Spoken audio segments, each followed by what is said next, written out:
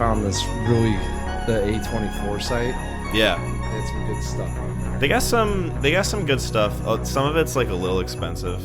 That's why. Like they have a long sleeve shirt that's like $75 or some shit. Yeah. It's kind of crazy. Like I've gotten some stuff from there, but it's only been like hats and t-shirts that were like $30, which is still like kind of pricey, but like nothing I can't like, afford or anything. Well, that's what I was looking at, and I was like, I almost pulled the trigger, and then I started going through my head on, well, doing this, that, and the other. And next thing you know, it's $200. So my Christmas gift to everyone is me.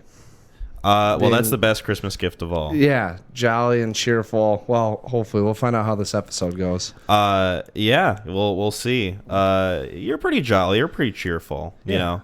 Yeah. Unless it comes to someone having a heart attack during a football game, then the cheeriness goes down. I uplift spirits at that point. Yeah. So it might not be jolly nor cheerful, but it's uplifting nonetheless. Yeah, you bring the good Christmas vibes. Yeah. That's for sure, 100%.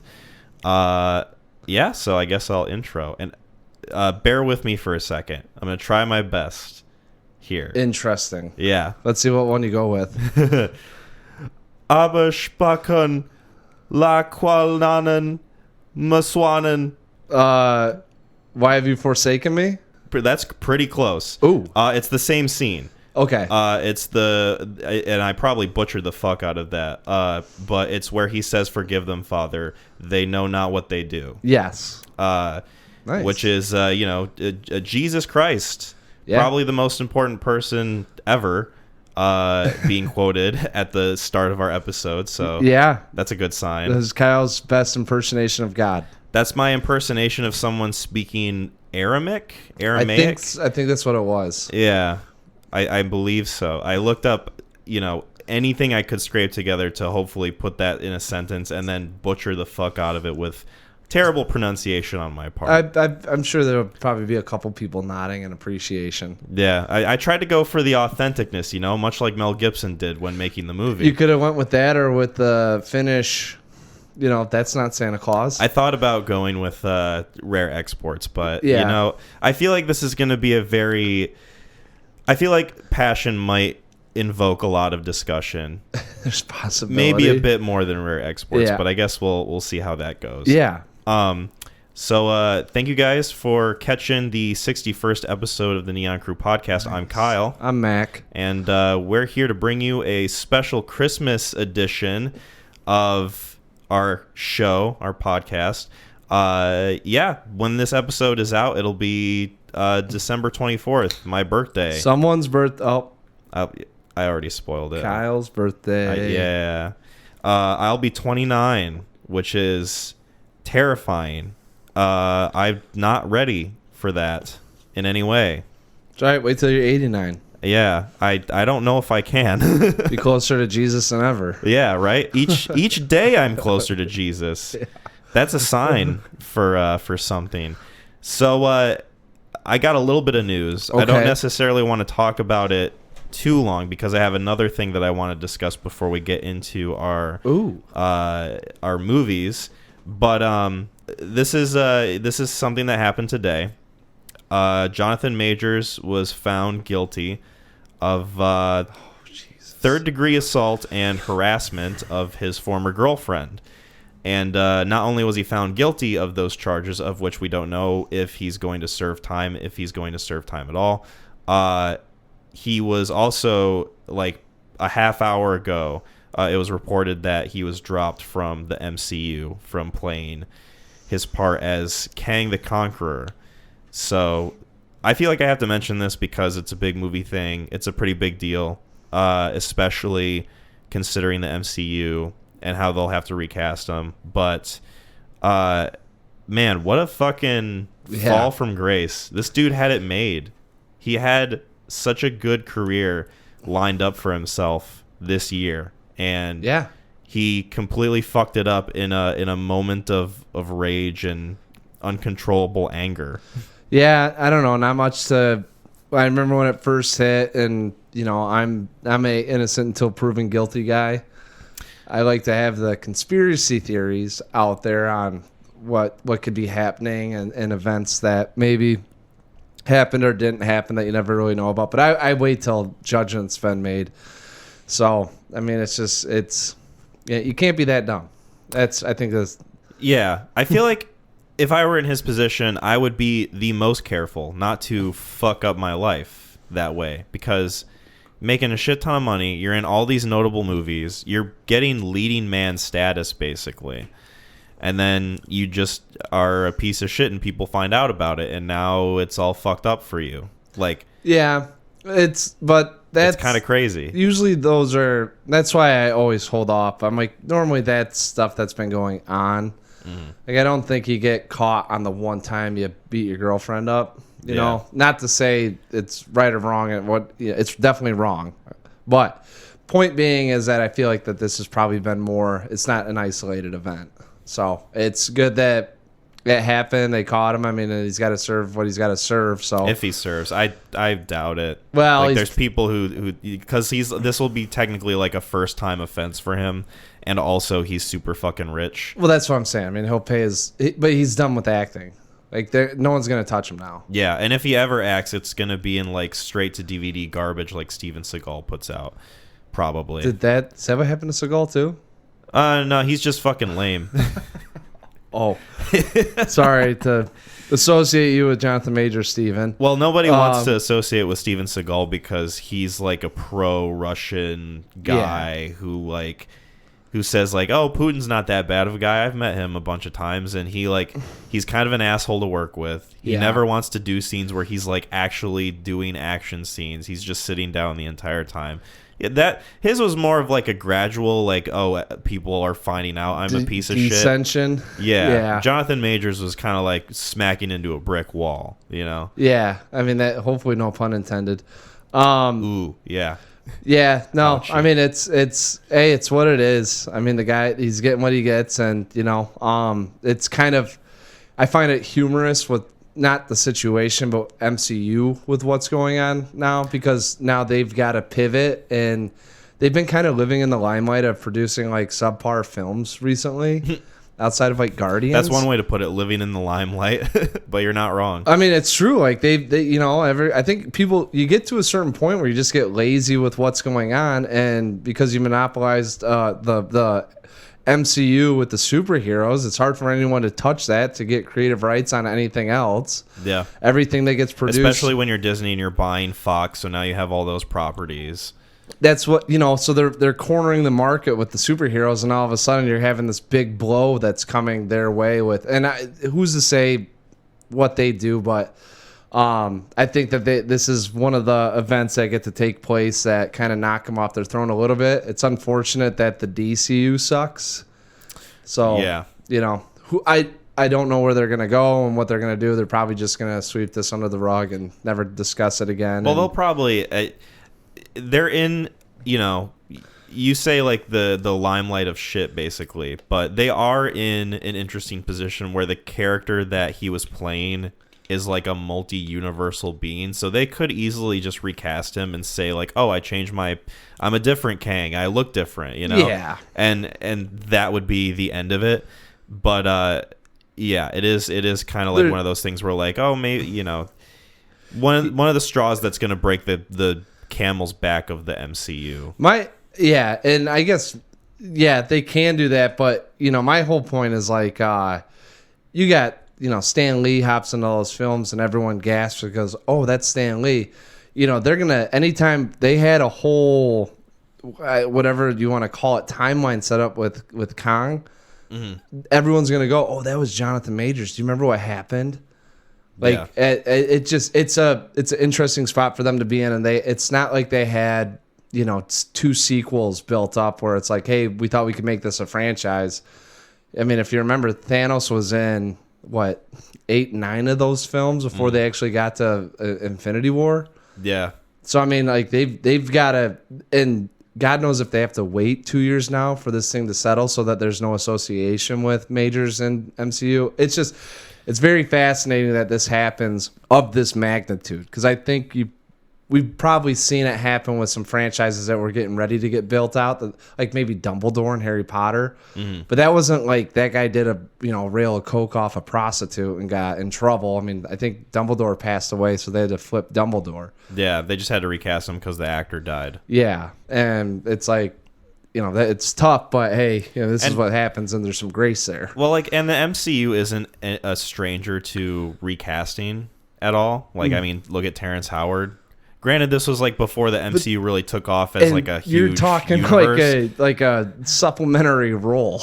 True. Like this isn't like this is the face of the villain that we're putting out there that's going to be in every movie going forward. He was supposed to be Thanos in this next phase of whatever multiverse bullshit they were cooking up for us. But yeah, I mean, we'll see where it goes from here. It certainly doesn't help that movies like The Marvels is doing poorly also, just in terms of box office. Dude, they've gotten lazy. There's nothing.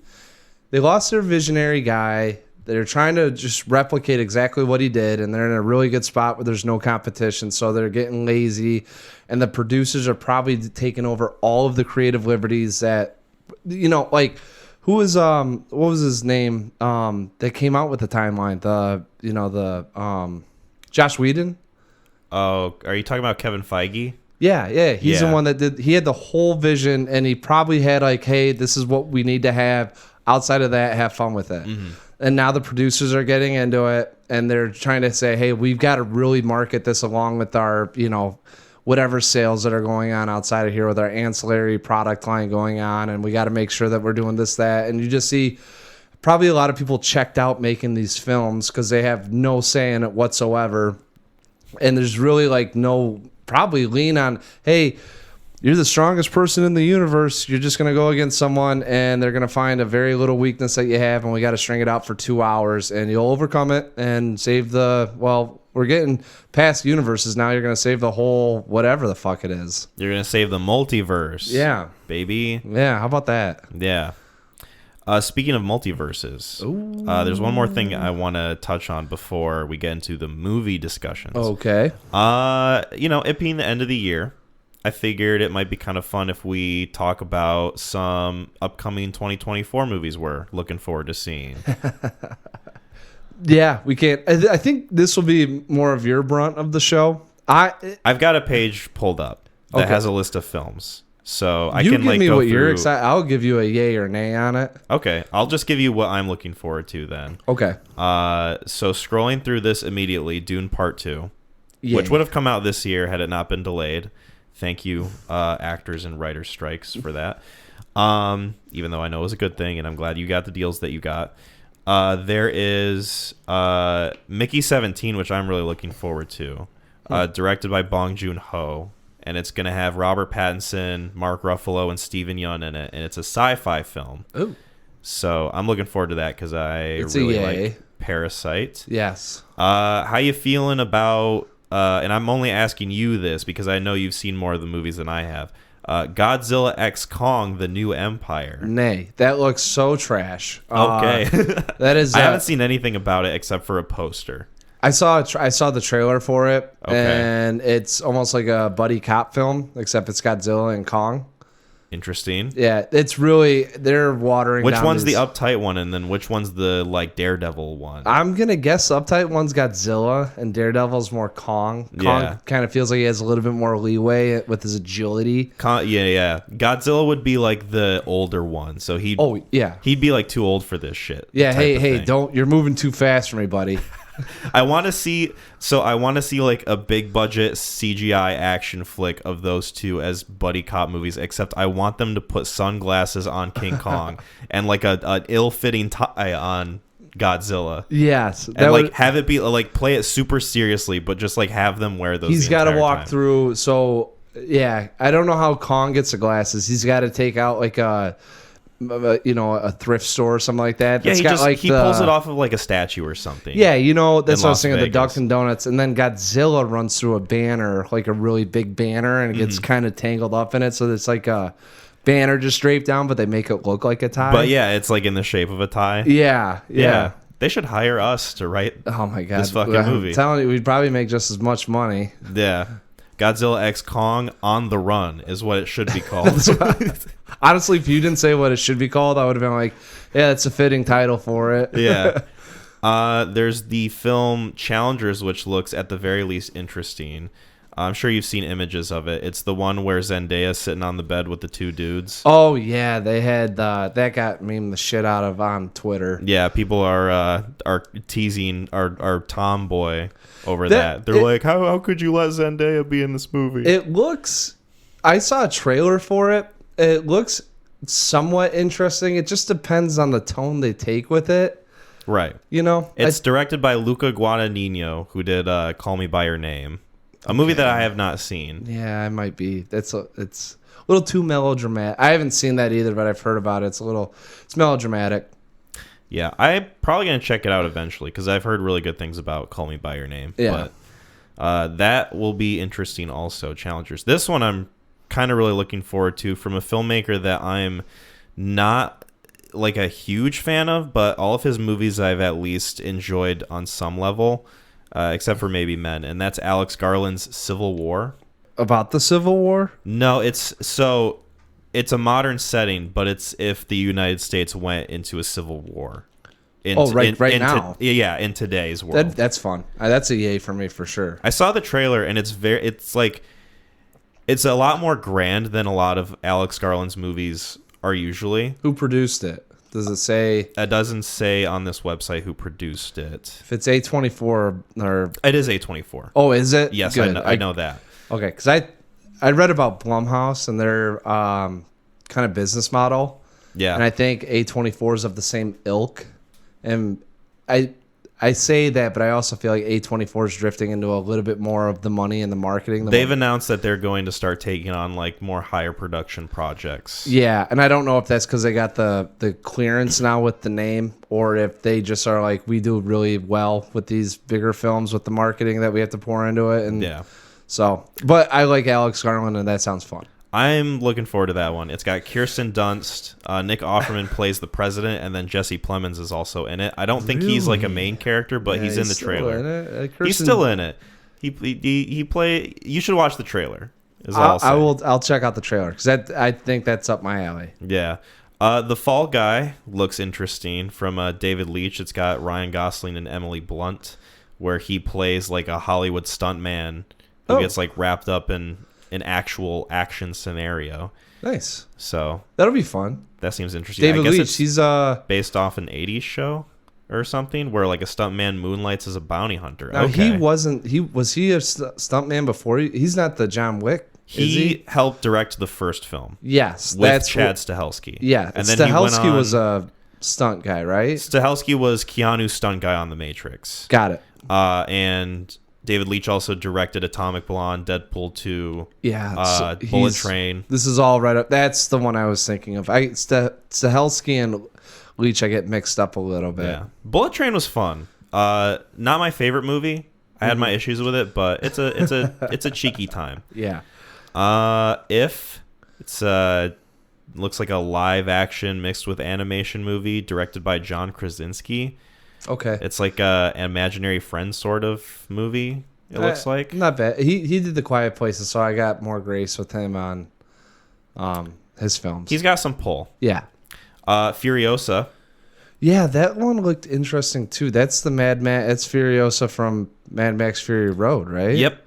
So it's called Furiosa, a Mad Max saga, directed by George Miller, and with Anya Taylor-Joy. Yeah, Hemsworth. Yep. Yeah.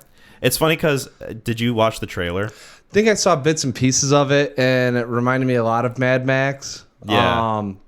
Just, now they're taking on her story. So, Fury Road was awesome. So, I mean, it's a... When I watched that trailer, and I agree, Fury Road is great. I need to rewatch it. When I watched that trailer and Chris Hemsworth popped up, I didn't think it was him because they give him like some weird prosthetic nose thing. Yes. That makes him look really different, and I thought that guy kind of looks like Chris Hemsworth. Not even the thought that was Chris Hemsworth, and then his name popped up. I'm like, oh shit, it's actually him. They did I watched it. I watched some of the trailer, and then the name popped up, and I was like, what? So I went back and I saw the still image. I was like, oh yeah, I see it now. But yeah, no, they did a good job of. Brain was playing tricks on me. They did a good job of making him look different, though. Yeah, you're right about that. Yeah. Some people were giving it shit because I guess there's more what looks like CGI shots in the trailer. Which, I mean, if you've read about the fucking production of Fury Road, you'll understand why Warner Brothers doesn't want to go through that hell again, you know? Is there a lot of like insurance claims? It was just a lot of like it. I think who was it? I think Steven Soderbergh, who was on set for like a day or two, said that it's a wonder how people just didn't die. Yes, every day of that set.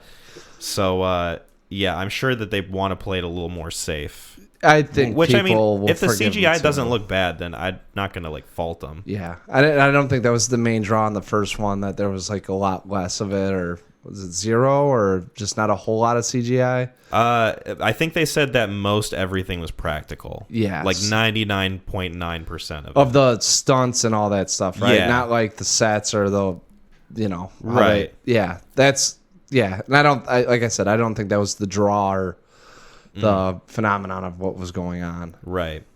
There's Kingdom of the Planet of the Apes. So that'll be kind of interesting. Saw that when I saw Godzilla -1. I kind of like the trailer for that. It doesn't feel like it gives too much away. And it sets the vibes of what the movie's going to be. Yeah. So I kind of like the trailer just on its own. I don't have an issue with them. That one to me is lukewarm. I mean, I'll probably see it when it comes out to Max or whatever. Yeah, the only interesting thing about that is that it's directed by Wes Ball, who I guess did the Maze Runner movies. So that'll be interesting. But who knows? Maybe it'll turn out better than we think it might. There's Ballerina, which is the John Wick spinoff that's following I'm sure that's Ana de Armas. I guess she plays like a ballerina character from the third movie. Yeah. Remember, when he was going through and... Yeah, he's like going through the theater. Yeah. Angelica Houston's there. And I guess it takes place between Chapter 3 and Chapter 4. And Keanu Reeves is going to be in it. Nice. So that'll be interesting. The only thing that really worries me is that it's being directed by Len Wiseman, who directed the Underworld movies. So I'm kind of worried about that. Bill Nighy. Yeah. Yeah. Sure. Are you looking forward to Bad Boys 4 at all? No. The only thing interesting about that is that Ray Seahorn is going to be in it. Kim Wexler from Better Call Saul. Oh. Yeah. She'll probably play like some hard-ass detective lady or something. There's Inside Out 2. We can move on. There's The Bike Riders. Austin Butler. That could go either way for me. Yes. That could go either way. I'm a little hesitant because Tom Hardy's accent's a little wacky in that very, trailer. very off. It's like he dialed up Eddie Brock to 11 with like the weird speech impediment thing. I just don't think he's got an American accent in him. You want to be a bike rider? Yeah. he just doesn't have... Dude, I watched the trailer for it because it's 2.5 minutes and all of his speaking lines, I'm like...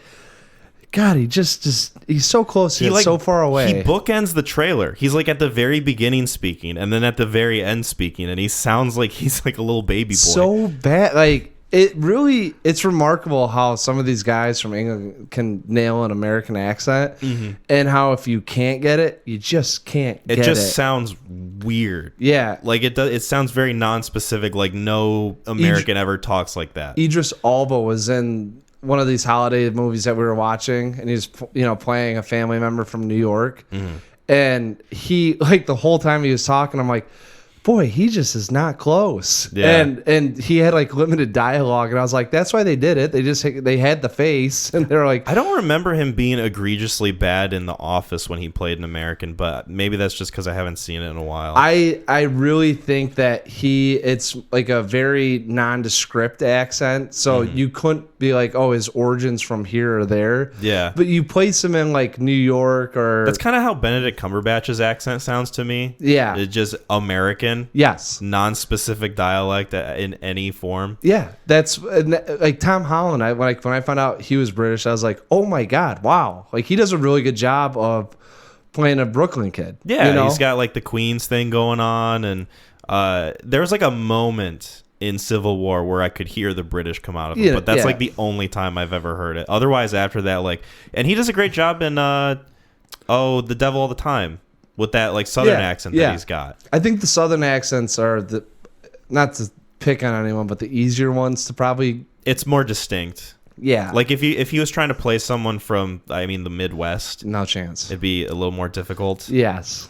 And then you got Andrew Lincoln from Walking Dead, who I'm not entirely sure what southern person sounds like that, but I don't hate it.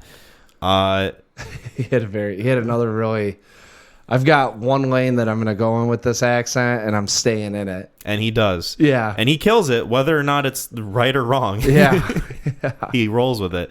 There's A Quiet Place Day One, speaking of John Krasinski, although he's not directing it. It's someone named Michael Sarnowski. It reminded me of... it's the same guy that directed Pig. I really like Pig. So... with cool. Nick Cage. Yes. What were you gonna say? I'm sorry, I didn't mean to cut you off. No, there's another one, but I don't think it's called Pig. Anyways. Yeah, I'm not sure. It doesn't really say in the description. Twisters. That'll. Matt gave me a look that told me to move on. I'm really just tired of them digging up old shit and trying to. Well, you don't like them reviving corpses of classic movies past? No. You're not a fan of that? No, we'll see. Like I said, I try to stay away from as far of being biased about it as I can. But it's hard. It is. And so I'm going to try to go with a clean slate, but it's probably going to be at a -1, where if I was just really pissed, it'd be at a -5 and I won't give it a chance. The movies that do that, like, You've been pleasantly surprised, so you want to give them a chance. Like, you walk into something like, I'm not going to like it, you probably won't like it, Right. But predisposed to not liking it, still, it's easier, but it's still not great. Yeah. We've got Deadpool 3. Yeah, with Hugh Jackman, right? Yep, Hugh Jackman comes back as Wolverine. I think that'll be fun. I like the Deadpool movies. Yeah, that'll be interesting. We've got Kraven the Hunter. I'm craving it. Am I right? That'll be epic and cool. Not sure who that is. That's really funny. We don't need to touch on it anymore.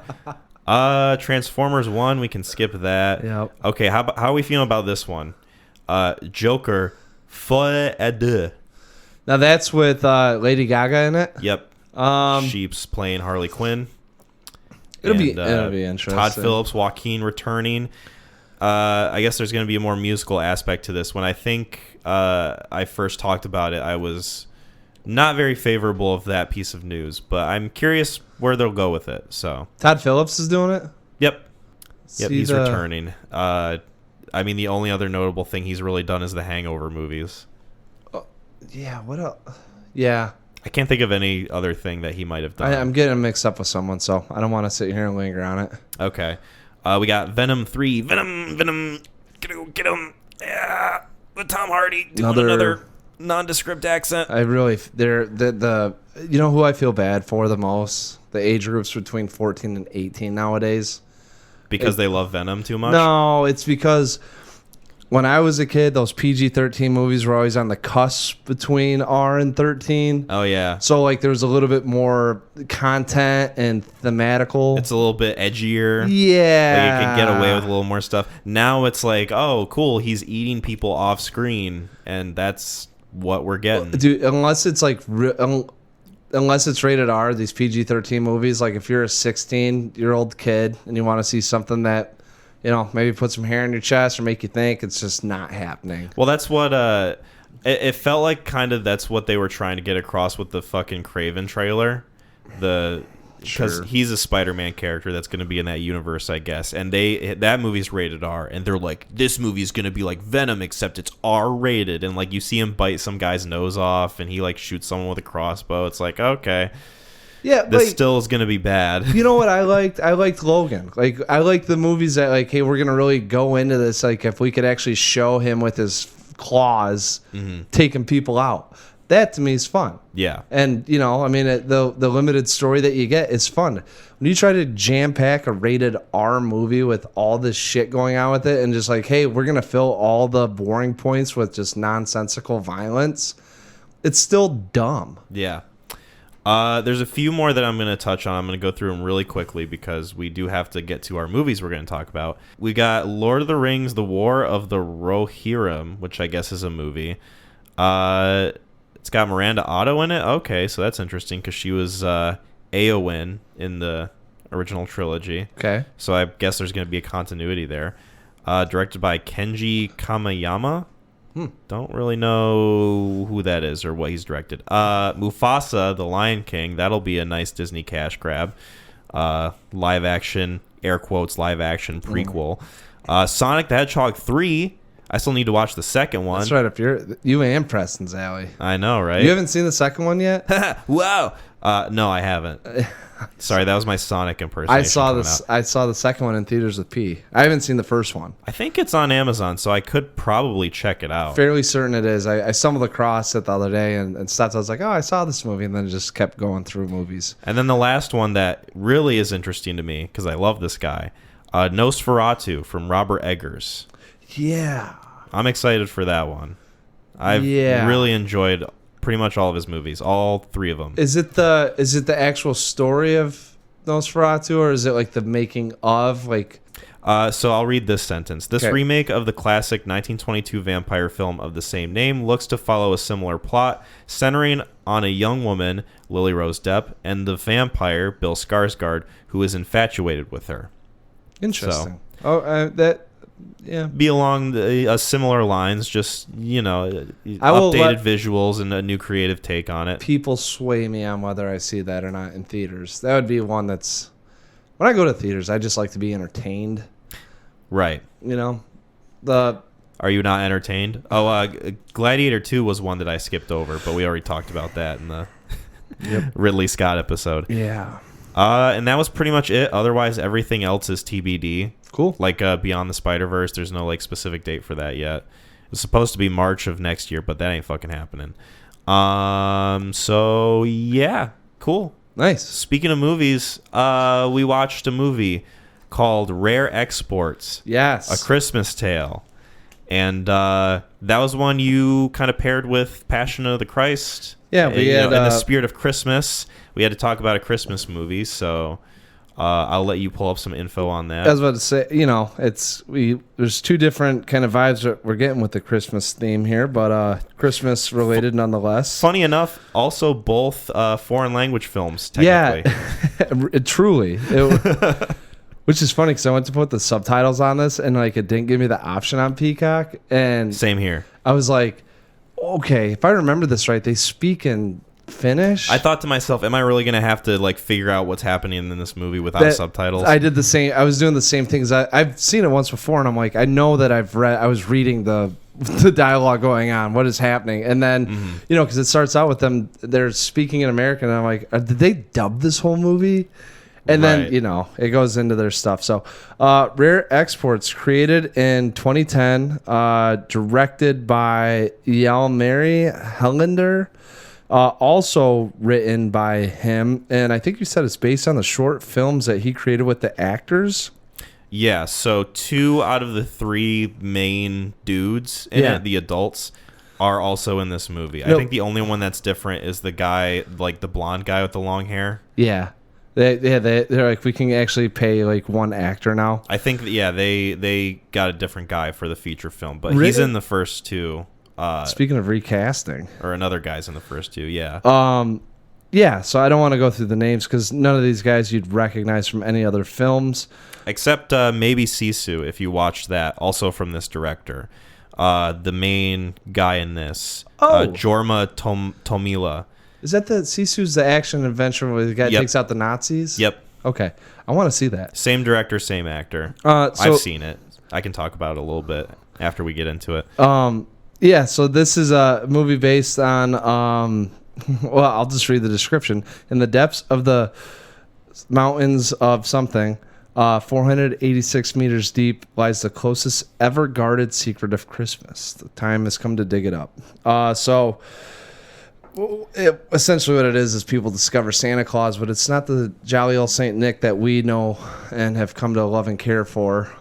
They find out what Santa Claus really is. So this little kid goes through, and it starts out with them seeing them digging up Santa with the explosions, not necessarily actually witnessing the whole dig up procedure of grabbing him, but at the explosions, and they go through, and the kid starts reading about it and recognizing, oh, this is not good. one of the most books I've ever seen read by a little kid in a movie over the course of room 12 is hours. just littered with literature. I was wondering where he got it from.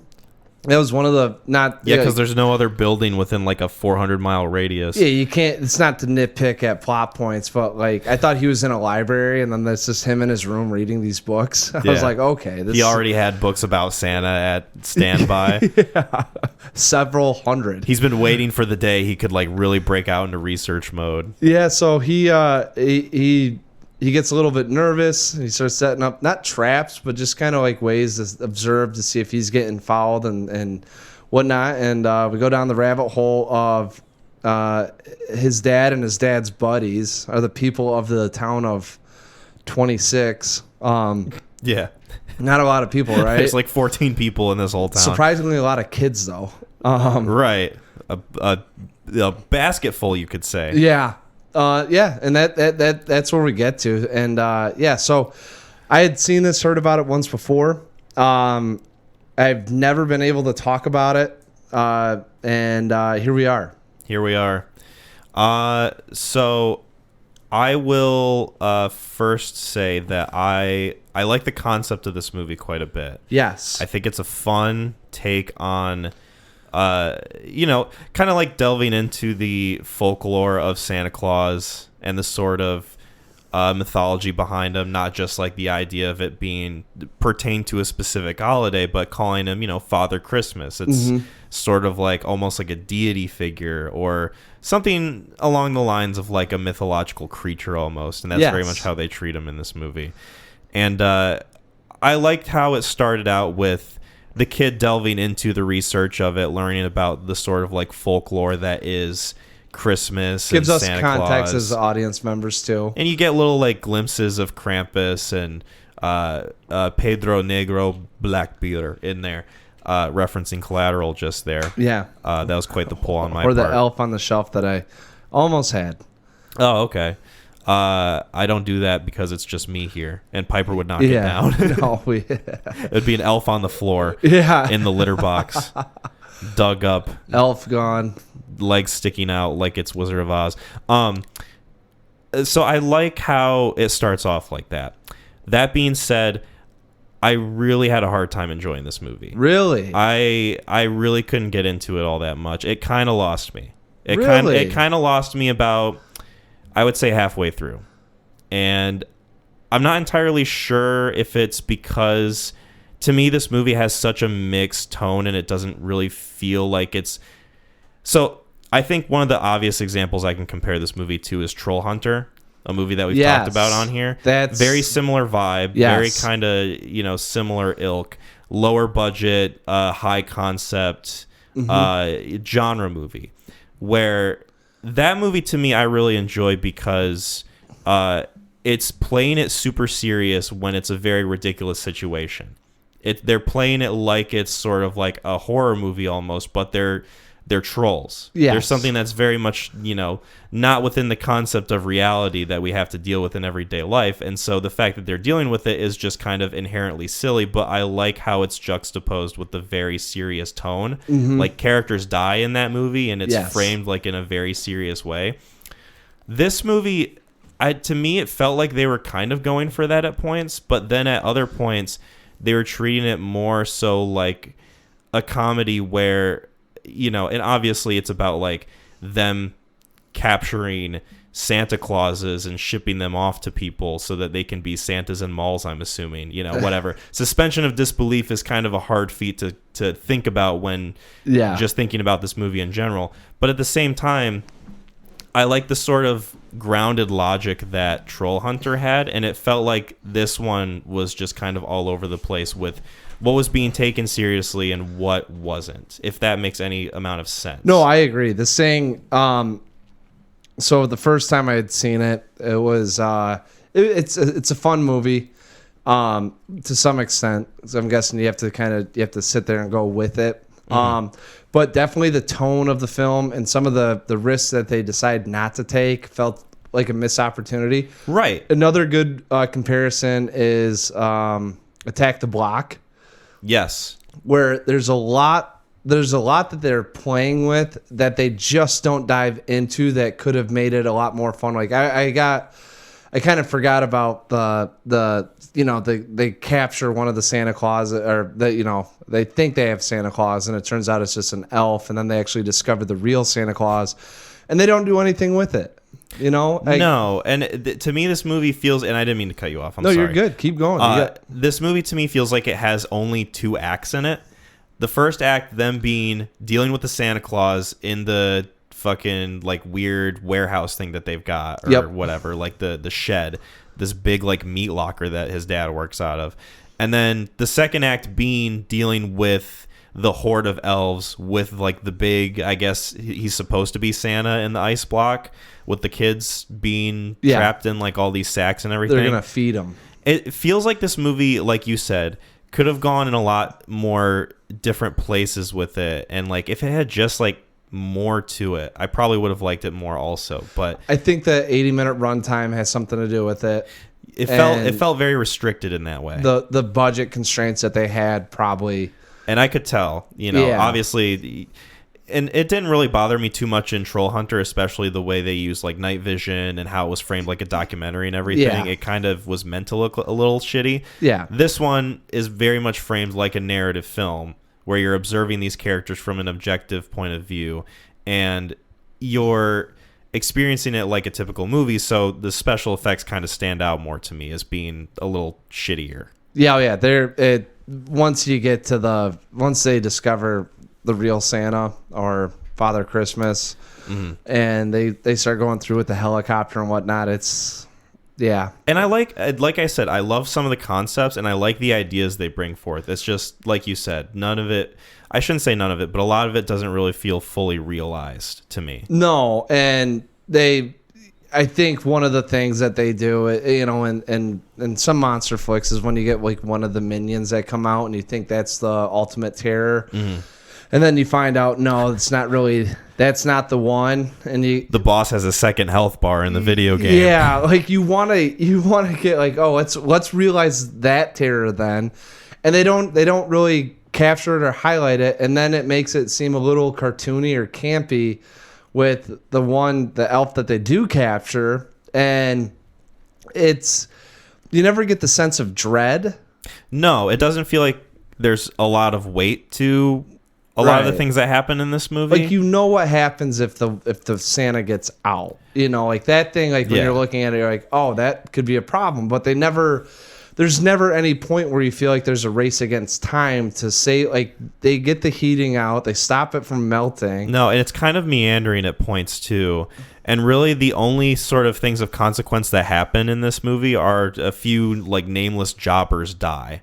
Yeah, I mean, it's the people on the job site. Yeah, that go against the rules that one of the guys laid out to do, and you can, the guy scoffs at it, and you're like, well, their fate's sealed. Mm-hmm. And like the way that, especially like towards the end of the film, was treating the situations that were happening, it was almost as if they were sort of purposefully being cheeky about it, because the scene with like them lifting the kids in the sack with the helicopter, the entire time I'm not thinking, oh, they're like in a race against time, this is like really tension filled and I'm really like invested in what's happening. Right. What I'm thinking of is, how are these kids not dying of hypothermia, and also they're all being like crushed together in this big fucking fishnet that's carrying them by helicopter through the cold ass wilderness. I think that they had a little bit more of a play on the commercialism that we see with Christmas and them getting their greedy paws on something else, and even the payoff at the end, it's a little humorous, and I think it's a little bit of a it's cheeky. Oh, for sure, and they're definitely playing on what Christmas has come to now, but there's you have a hard time sitting there feeling great about what they've done.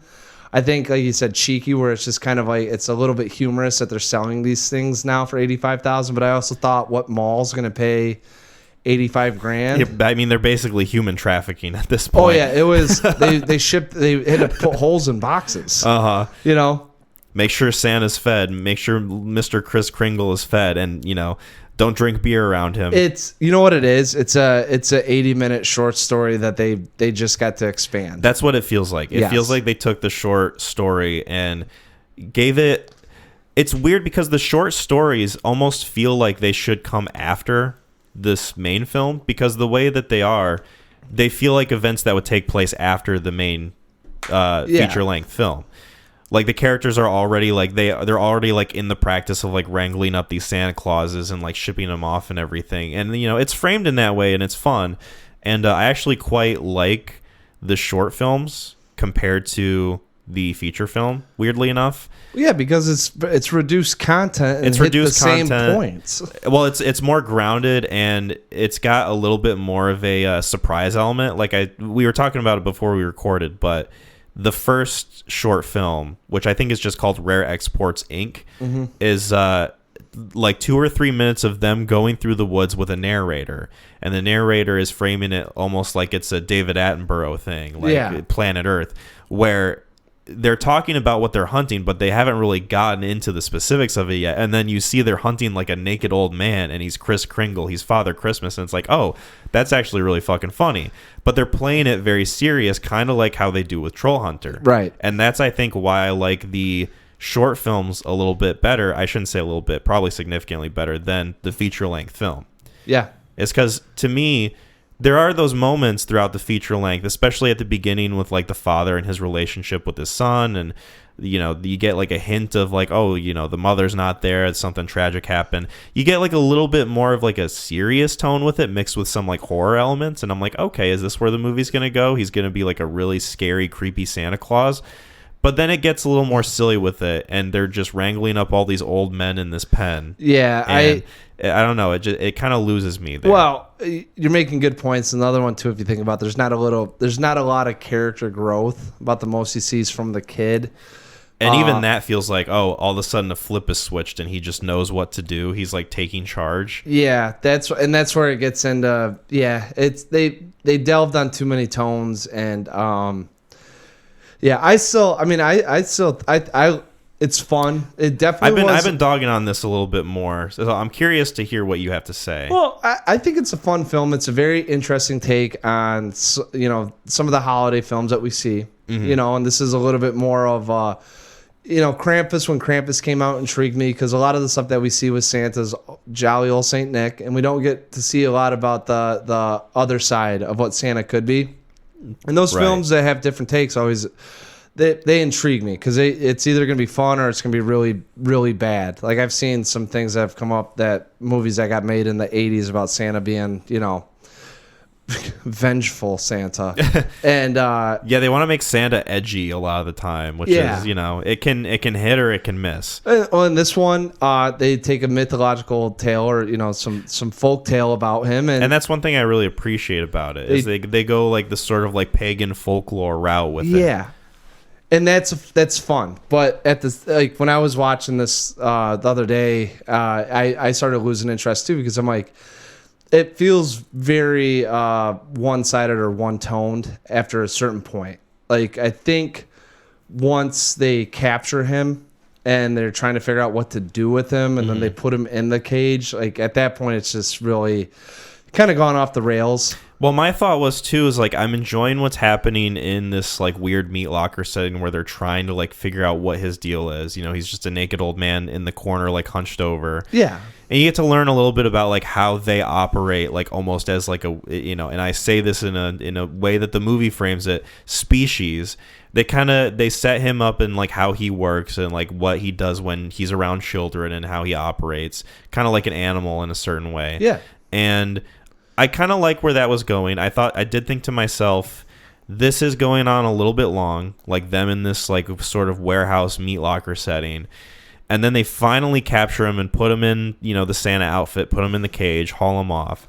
And I'm like, okay, now there's finally going to be like some action that's going to happen in this movie to progress the story. They're going to go on like a journey of sorts. It's going to be like an ordeal. And then they get there, and it's a little bit of an ordeal. They're almost like surrounded by all these like elf Santa Claus guys, and it becomes sort of like a zombie movie at like a certain turn.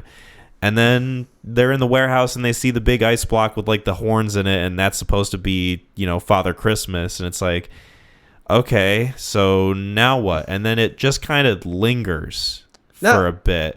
Maybe not lingers, but like it doesn't feel like it goes anywhere. They don't go anywhere with it. Yeah. It's just all of a sudden I don't want to say, and I don't want to misspeak, but I mean, like, you get to the climax of this thing, and all of a sudden, it's done within 2 minutes. Like, the kid all of a sudden knows what to do and lure the elves, and the guy can fly a helicopter, and they strip the radiators. He manages to not hit any of the trees while he's carrying all the kids. Just, like, all of a sudden, it just got to be like, oh, that seemed like a very easy, quick solution for this thing that you've got all these demonic Santas or elves sitting here. They could have, they're coming down on the warehouse, they're getting in, like, they're shooting these things, they could have taken a lot of different routes. Santa starts melting quicker than what they can do. The bombs get melted away, so they can't blow it up. Yeah. All of a sudden this thing, and then, hey, we've got to take out the elf. I feel like they were like, all right, the ending's got to be the rare export ending. We got to figure out how to wrangle these things up. And we got to sell them. And we got 80 minutes to do it. And we've got to set up a lot of tension that really doesn't go anywhere. One of the most tension-filled scenes was when the guy gets there and he's like, that's not Santa. Like, I completely forgot that, oh, that's just an elf. Right. And that was like a revelation in the movie where I kind of went like, oh, shit. Yeah. That's not. And it kind of like sucked me in a little bit. And then what they do with it is it's revealed to be a pseudo zombie movie at that point. They take out all the guards, and all of a sudden they're not doing anything to the grown men. Right. That's when I was like, what's going on? They just threw an axe they're like at this shooting guy. at them, but like they're not getting like shot. It's like they're missing them all the time. Well, it wasn't even them defending themselves. You have, like, the guy comes in on a helicopter. There's got to be at least 3 other guys there or something like that. And for whatever reason, they take out the people that were on the helicopter, but not the characters themselves. Yeah. And there's no real sense of dread or sense of, oh, their lives are, and like the closest you get is you see all the radiators that came back on why they were stealing the heat.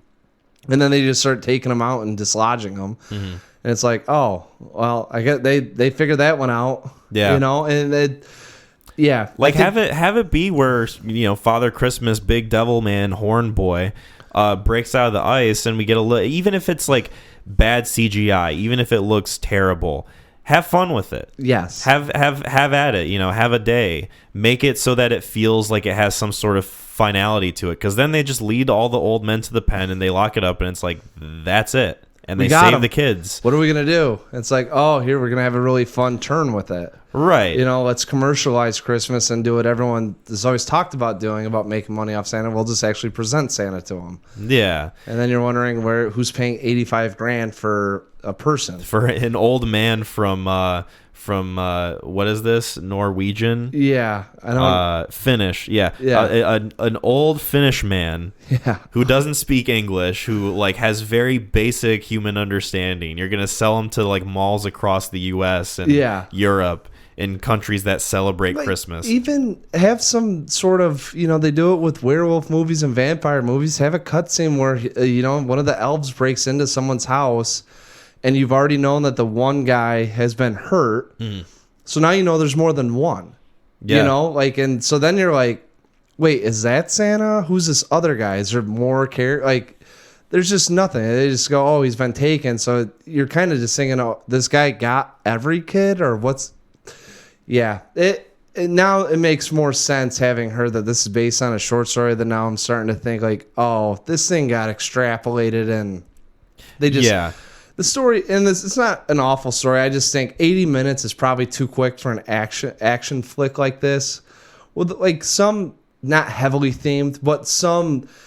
Hey, we're explaining like how Santa came to be. Yeah, like, right. You can't just thrust that in 80 minutes and have like a bunch of suspense drawn in. Well, not only are they explaining how like Santa came to be and like the concept of what Santa Claus is, especially considered in like contemporary times, but there's a lot of room to have that sort of commentary of, we're going to commercialize Santa Claus. We're going to commercialize something that should otherwise be like the spirit of Christmas. It should not be commercialized. This thing is pure evil. Right. Or it's like think about it this way too. You've got this folktale, right? That they like we talk about the pagan elements going on with it. Not a lot of people are probably well versed in that. Have fun with that. Take your own spin or your own, whatever your thoughts on it, or like, hey, we can kind of spin this whatever way we want, because about the only people that are going to give us gruff are the ones that hate everything that's probably cinematically related. Right. So like take some creative liberties. Yes, exactly. And it just feels like they danced on the edge of it. They just never hopped in, and they missed ultimately what I think could have been a little bit more of a fun movie. If this thing got remade in America and was like 100 minutes long, I'd still check it out.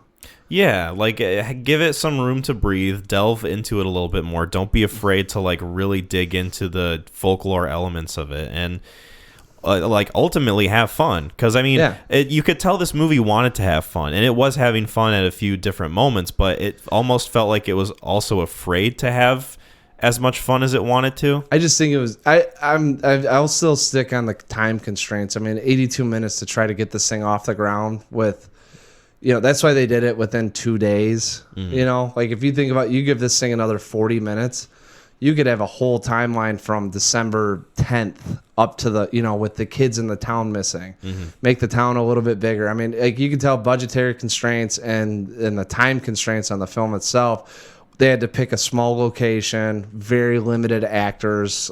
Not to say the acting was bad. I enjoyed the acting. It was fine. The kid was kind of losing me a little bit, especially towards the end. Yeah, towards the end, I was like, all right, where's this fucking... What's going on here? We dropped Huso, and all of a sudden we're a man. Yeah. But, like, if you could open up the story a little bit more and get a little bit more set in a town, like, I'm trying to think, 30 Days and 30 Nights.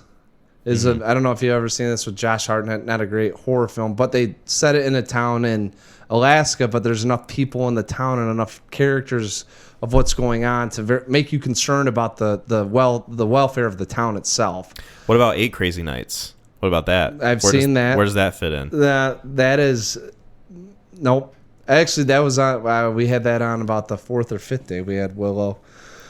The 5th day of Hanukkah, naturally, because that's what the movie's about. That movie is that has not held up. That was at the height of Sandler being doing whatever he wanted to do. Well, we'll have to wait a year to find out, because we missed our window. Yeah, but next year, baby, 2024, the year of the Sandman. I'm trying to think. There's other movies that are like this where we've come out and said because of these types of constraints, I think it got withheld. I don't think it's up to the directors or the writers. I mean, and who knows? They were like, we've only got 21 minutes of content here, and you want to triple it? Yeah. Quadruple it? And having seen his other movie that he came out with recently, Sisu, that also kind of felt like it was afraid to really delve into it and expand on it, and also felt like it had a lot of like constraints to it. It felt like the movie was trying to be made with like one arm tied behind its back. Yeah. Because that movie is fun if you haven't seen the trailer and you just go into it, because the trailer gives you all the best scenes. Oh, really? Like every single one of them. Like if you've seen the trailer, you've seen the entire fucking movie. How long is it? It's not long. I think it's like maybe 100 minutes. Let me verify. Yeah, I think, just from reading on what production houses do, you can get chopped off 91 minutes. 91? Yeah. You can get chopped off very quickly on your creative liberties with what you want to take with films, because they're more concerned about the bottom dollar than they are about, what you have to say or the story that you've crafted. Mm-hmm. Was there anything else we wanted to talk about with Rare Exports? No, I watched it, and at watching it, I was like, this is a little bit more of a popcorn fun flick to watch than actually one that you just sit there and can go on and on about, because it falls short in a lot of different directions. I will say, for a Christmas movie, you want to throw this on, I would add it to the holiday list just to have on. But this isn't one that you sit down at the fire and throw on the Christmas tree light. It's more of like you're getting ready for the party and you just want to have something on in the background. Because there's fun points in this, and it's still some interesting concepts going on, but ultimately, probably at the end of the day, that you just get more frustrated with it and what they missed. Yeah, I agree with you. And, I was going into this kind of thinking that we were going to disagree a bit more on this, but it sounds like a lot of what I was kind of picking up on you also did as well. Yeah, I'm going to say right now, I was, after watching it, I was like, I'm very interested in what Kyle has to say about this, because this isn't quite as good as I remembered it being. I think the first time that I saw it, I was very intrigued by the concept, and I thought, oh, wow, this is really fun. But then watching it again, I noticed I was like looking at my phone and being like, boy, this just doesn't have the beef behind it that I thought it did. Yeah, I get that 100%. Shall we go into ratings? Yeah. Do you want me to go first? Yeah, because you want to do passion. You want to give that rating when we do that, right? Yeah, I'll do that one after you give yours for passion. So, like I said, I really like the concept of it. I like where it was starting off, but where it ultimately led up, I was kind of disappointed in. A movie that has a lot of remnants, and you can tell has elements of it wanting to be bigger than it actually is, wanting to delve into it more without necessarily actually getting there. And ultimately, there was just a lot about it that kind of frustrated me. So this one's a 4 out of 10 for me, unfortunately. Yeah. It didn't really keep my interest. Kind of really lost me, especially in the last half. And I don't know if it's one I can ever say that I would be excited to revisit. No, it's, like I said, I mean, to me, this will be one, it goes into the popcorn flick of having on. If you need to you want to throw on an 80-minute movie because you're trying to kill time, I think this is a fine one to put on. Second viewing, though, really helped shape my thoughts on it. So, no, I'm a 6 out of 10 with it. I originally had this at an 8 out of 10. So the first time I saw it, I was It's a unique film. I think what happens too is sometimes when I watch films, I do a little bit more in my head about what they could have done, and then I add it to the film. So it gives me a little bit more think. And obviously, this thing sat with me, but I think it sits with me a little bit more on what was ultimately missed with the film, right? And what could have been versus what is. So I had it at a 7 after I graded it again, but talking about it, I bumped it down to a 6. Yeah, I mean I think that first time viewing, unlike yourself, I do think that this could be fun, but that's probably about as far as you go. And even with the fun, I don't think it's not Shivering Timbers. Yeah, I had some fun with it. It's just it misses. It misses quite a bit. Yeah, and that's kind of where it loses me. Yeah, and it's fair to say. Yeah. Speaking of Christmas, guess who was born on Christmas? Oh. Almost me, but no, Jesus Christ, our Lord and Savior. That is right, Mac. Hallelujah. Oh, joy to thee, what Christ is born, or whatever it is. Of course, we're going to talk about the Passion of the Christ, which, some could argue we maybe should have recommended this during Easter time, but, whatever. It's a little about lost Jesus on his timeline. I tried watching the movie. I was going through it with Jasmine, who went to a Christian college and church all of her life, and she had a hard time kind of very, the elemental plot, or not plot, but, just the whole stuff with what was going on with our Lord and Savior. And I'm not a big religious guy, so this movie was new to me. Also, I'm going to throw this in here right now.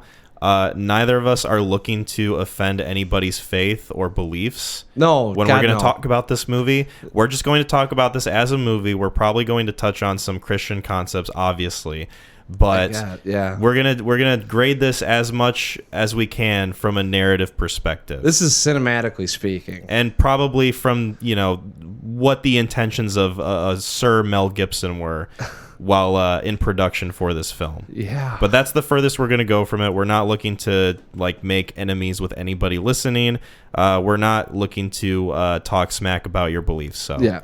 I just want to throw that out there right now. Good disclaimer. Yes. That being said, I can describe this film. A tale as old as time, quite literally. The story of the Passion of the Christ is the last 12 hours of Jesus' life, as depicted by Sir Mel Gibson, as I mentioned before, directing this film. Also, he wrote the screenplay with Benedict Fitzgerald, based on the New Testament from the Bible. And it's got Jim Caviezel as our Lord and Savior, Jesus Christ, and Maya Morgenstern as Mary, the mother of Jesus. Monica Bellucci, the other probably notable actress in this, playing Mary Magdalene. And I'll throw him out there, Luca Leonello as Judas Iscariot, who I for sure want to touch on in this movie. And is about the last 12 hours of Christ's life, like I said, where he is betrayed by Judas, handed over to the Roman soldiers, and is, spoiler warning for Passion of the Christ, is crucified at the end of the film. And we're going to get into it. Let me grab my little fidget thing. Yeah. Dropped that. And I need that to talk, much like Jesus needs his followers to... John Turturro. That's what I thought Judas was.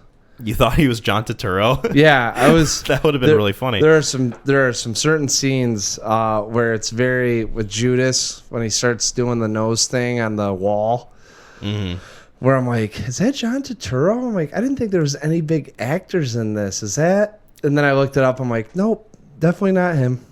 Nope, it's just some guy.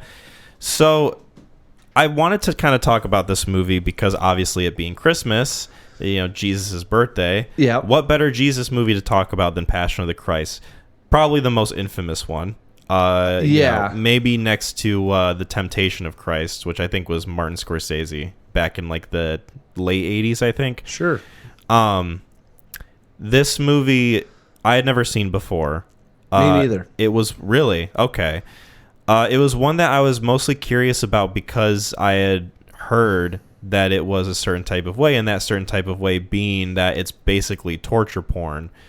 You're watching Jesus getting cut, stabbed, whipped, beaten, pushed to the ground, basically, like I said before, tortured pretty much most of the runtime of this movie. And I was curious because I wanted to talk about this in relation to not only the culture around the movie, Mel Gibson's intentions when making this movie, but also just the movie on its own, right, like as a narrative. Yeah. And I've got my issues, I've got my positives, but I kind of want to hear what was the movie thoughts are. We watched about Marilyn Monroe's life. Blonde? Yeah, that's what this felt like.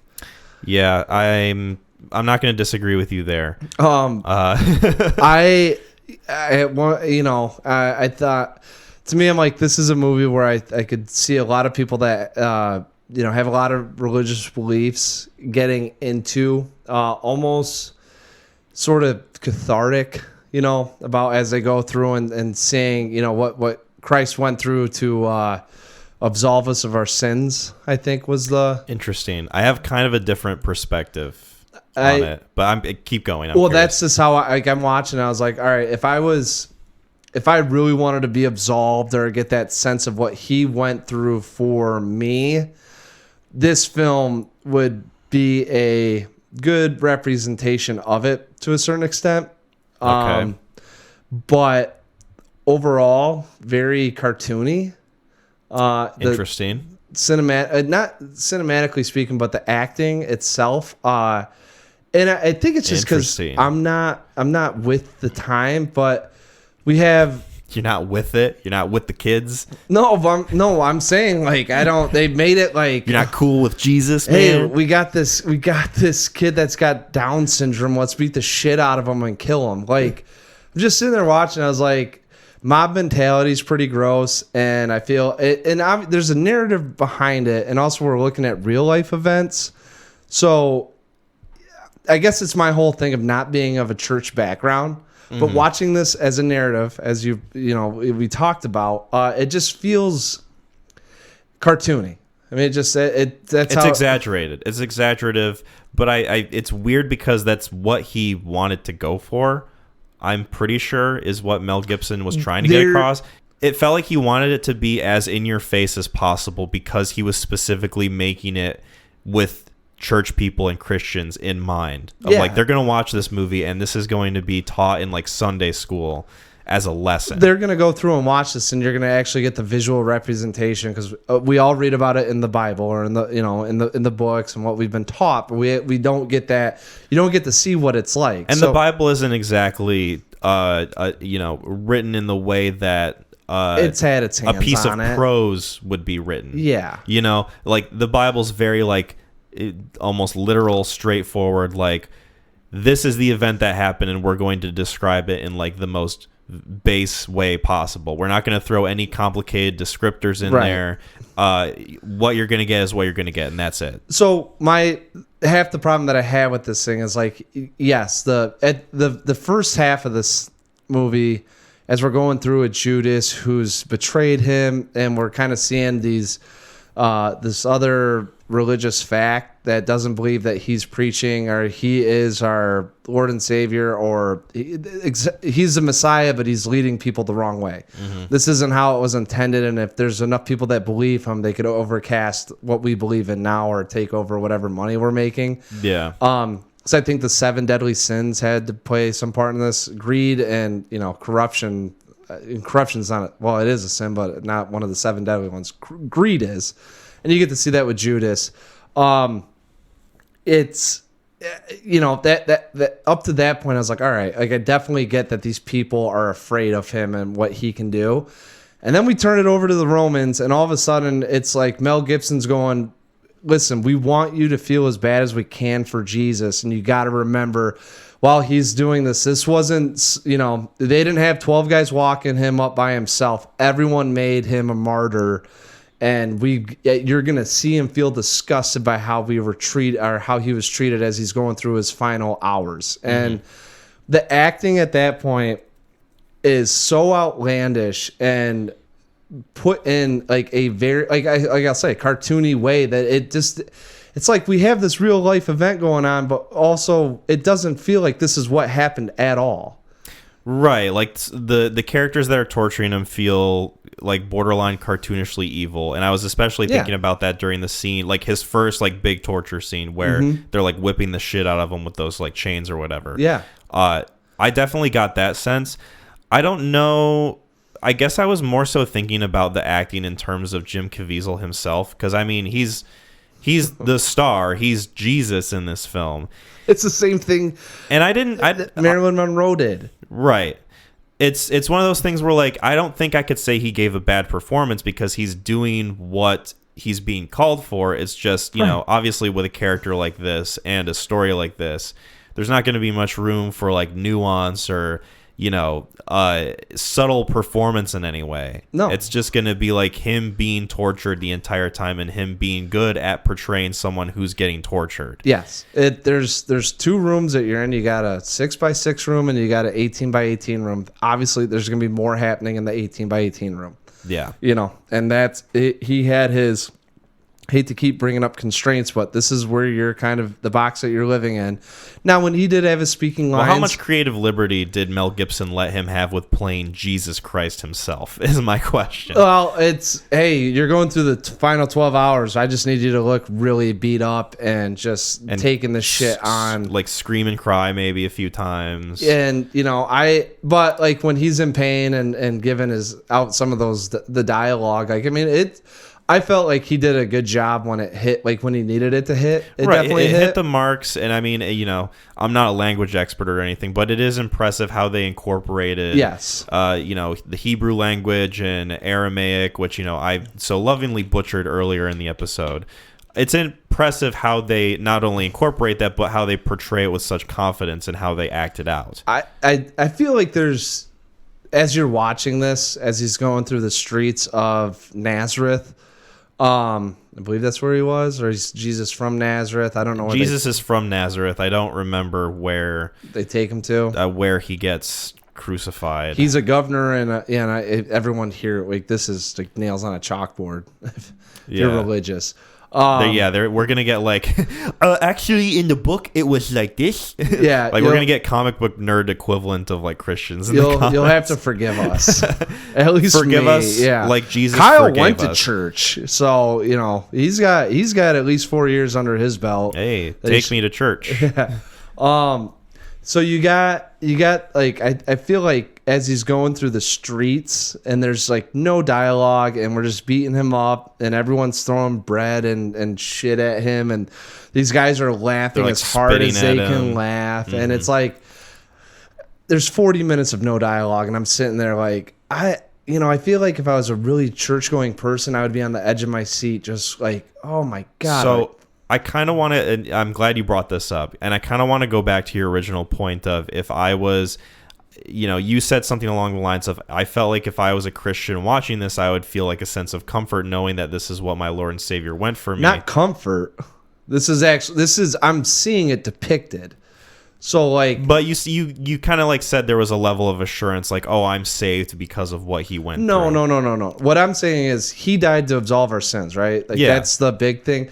What I'm saying is you get to see what he did to absolve those sins. So there's a level of holy shit. Like I've been bad this year, and now I'm seeing this. Like I've really got to take this. Oh, like I got to change my life around. And that's where I wanted to sort of like bring this conversation into because I was asking some of my friends about it because a little bit of background on me. I grew up in a Christian household, but we didn't really like go to church that often. And then we only started going after my grandma passed away. And even then it was very like kind of laid back, non-denominational community church. Mm-hmm. I asked Gideon and Lauren, Lauren who helped with our logo and Gideon who does the music for us. Shout out to them. I was asking them because they each grew up in Christian households, a little bit more so, towards the going to church more regularly than I did. Right. And so I asked them about this movie, and they each had kind of a different sort of upbringing in relation to this film. Gideon was a little bit more like me where, he watched the film, but his family was a little bit more relaxed when it came to, their religion. They weren't necessarily like the most strict. Mm-hmm. And he watched it, but he didn't really think much of it. Now, Lauren, it was interesting talking to her because she grew up specifically Catholic.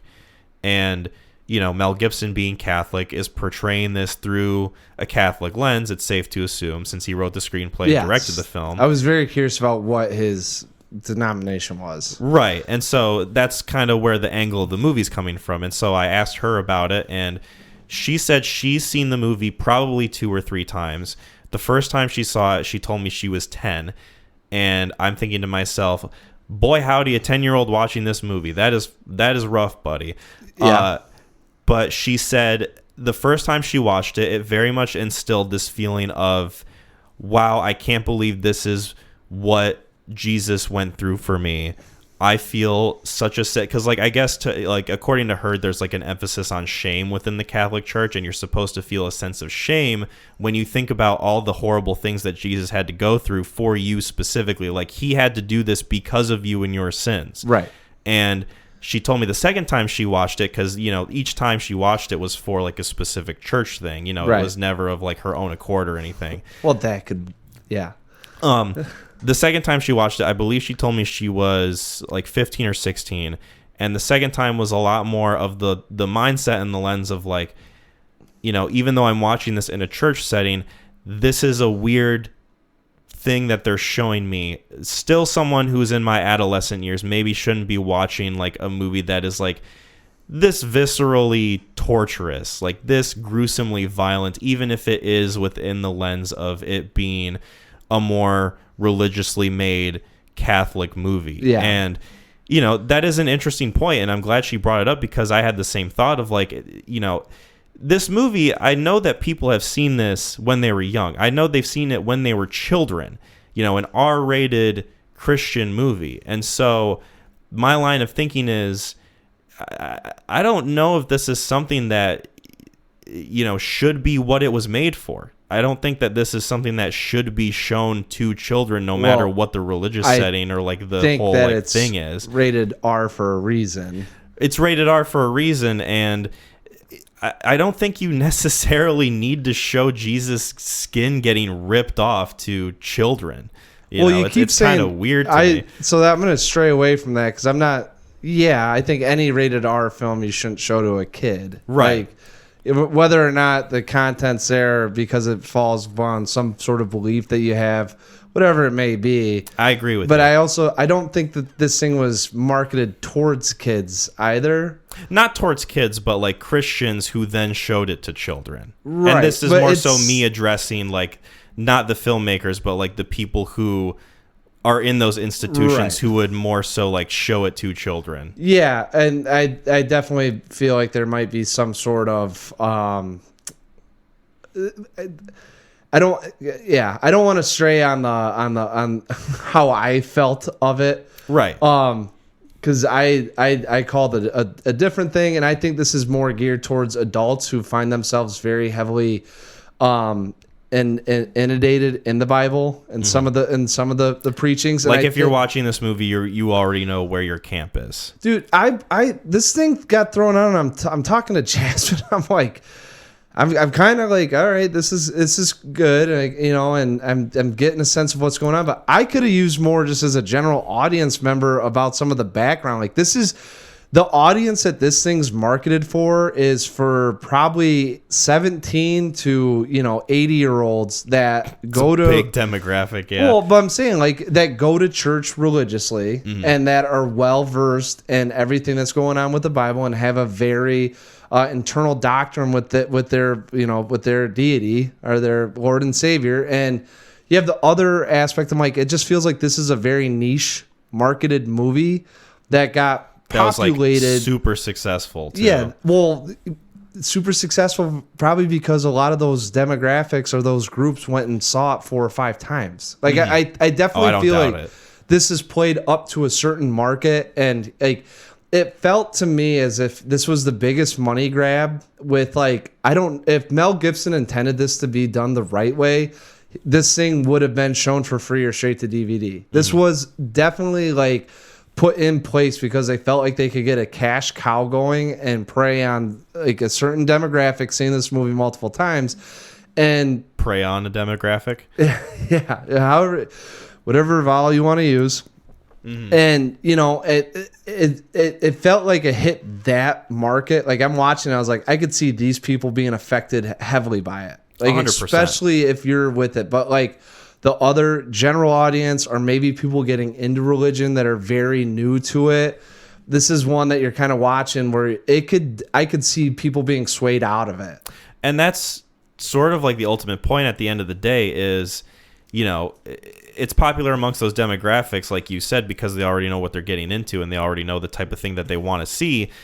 Whereas like you and me are coming at this movie from the perspective of just watching it as a movie. And when you're watching it from that lens, it doesn't really work. No, that's what I'm saying. Like I that's why I called it blonde. I mean, it's just blonde. Like if you take out the context and what it's supposed to, like I feel like half of it too is just like there's a little bit of guilt to being like you're watching this thing and be like you can't call it bad.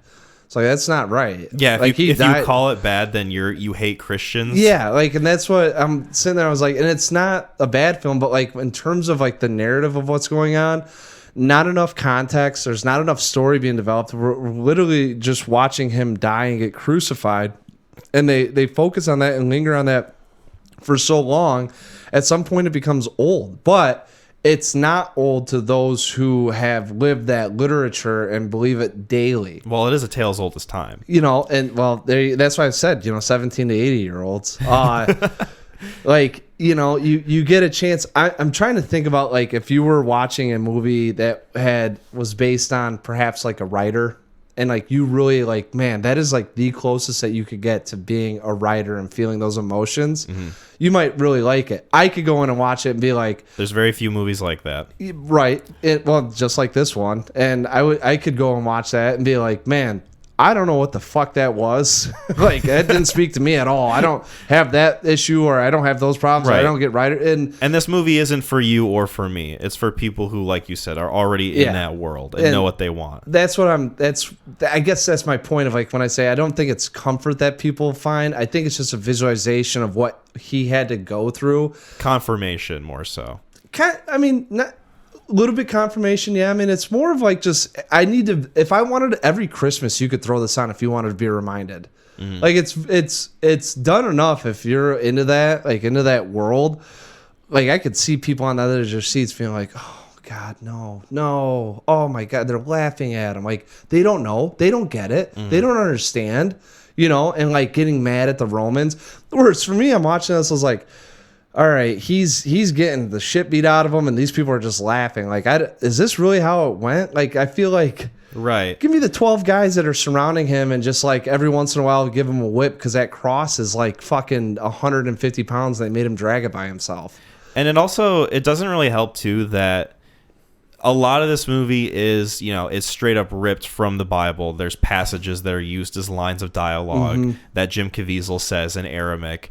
And it kind of helps to give it that more like biblical feel. It's a little more consistent. But then you get moments where characters say something like "shut up" or like something that would be like a more modern colloquialism, whether or not it's being like translated from a more like air quotes authentic language. We're still getting the subtitle of something that would very much read like someone wrote it in the 21st century. Yeah, I mean, you still got to make sure he keeps you in a little bit. Well, it's interesting too because I guess Mel Gibson originally didn't even want subtitles at all. He wanted to rely solely on the fact that you knew the story well enough that you were just going to get visual indications of where this was going. And my cat's praising the Lord right now because she agrees with me. Dude, they start out with him getting Judas sends the Romans on him and has them ascend onto their camp, and it's on. And like I'm watching it going, I don't know the story too well. I know the end result. I'm hoping that they give me some sort of lead up, build up, like showing maybe some of him with more of the no. The most you get is like little minute long flashbacks, if that, of like him with the disciples or it's true. Him like preaching on the mountain or like whichever. Yeah. But the bulk of the movie is like, very linear. Yes. In that way. And I could have used more context, but right. That's another reason why I'm saying this is not geared towards a general audience member. Like if you're showing this to people who aren't believers, hoping that they'll become believers, it's not going to do a good job of that. No, I'm surprised this thing did as well as it did, but I also know that there are probably people that treated it like I did Twister, where they saw it 6 times in theaters. Right. And that's where they captured it from, is that this and it's not small niche community. I mean, it's 50% of the population or whatever we are with Christian goers. And that's who they ultimately got to go back and see this thing. And, I mean, honestly, that's who it was designed for. And like you said, some of the colloquial expressions that are used or some of just the language that's involved is probably just to keep the younger audiences. Like, you imagine this thing not having subtitles? Dude, I mean, no offense, but like it might almost make it a little more interesting for me personally, just because I'm like, okay, I have a good understanding of where it's going, but what are they going to show, and how is this going to make sense without being able to understand what they're saying? I was sucked out of it with him just walking through the streets, and that's 40 minutes of no dialogue. Right. I can't imagine them sitting there talking in Aramaic and going through and having these very visual arguments and not have any fucking clue. Like, imagine them with the Romans. Like, he almost got freed. Yeah. I was like sitting there, I'm like, this really happened? Like, he was that fucking close? And you'd have no idea. There wouldn't be any sense of like, oh shit, like you just like, oh, I'm waiting for this guy to get hit with these lashes. So a bit of context to Mel Gibson himself and this movie. He did basically market it to priests and pastors and like a different like church group. He showed this movie before it was officially released to like mega churches basically, so that he could like help get the word of mouth on the movie spread. Like you were saying earlier, like if he wanted to do this right, it would be a free movie for all the masses to see. But instead, it's a cash cow, and he wanted to make as much money from this as possible. Whether or not he truly is a Catholic that believes what he's doing is like the right type of movie for him to make, he still at the end of the day wanted to make a good amount of dough. Oh yeah, and yeah. It's very, and it's. Dude, every lashing that came onto him, I was like, oh yeah, like he's really living this up because people are gonna feed into this. Every lashing is another dollar cha-ching. Yeah, that'd be a great. That'd be a fun edit. But I don't want to do that. I'm not going to be the one to do that. Yeah, I could do that. I'm not going to. Yeah, I don't want to be, but I was. Might be a little weird if I put that up on the channel. Dude, this movie ended, and I'm like sitting there thinking, like, all right, not bad. Like, it made me more curious about the subject matter and learning a little bit more about the events of Jesus and what was happening.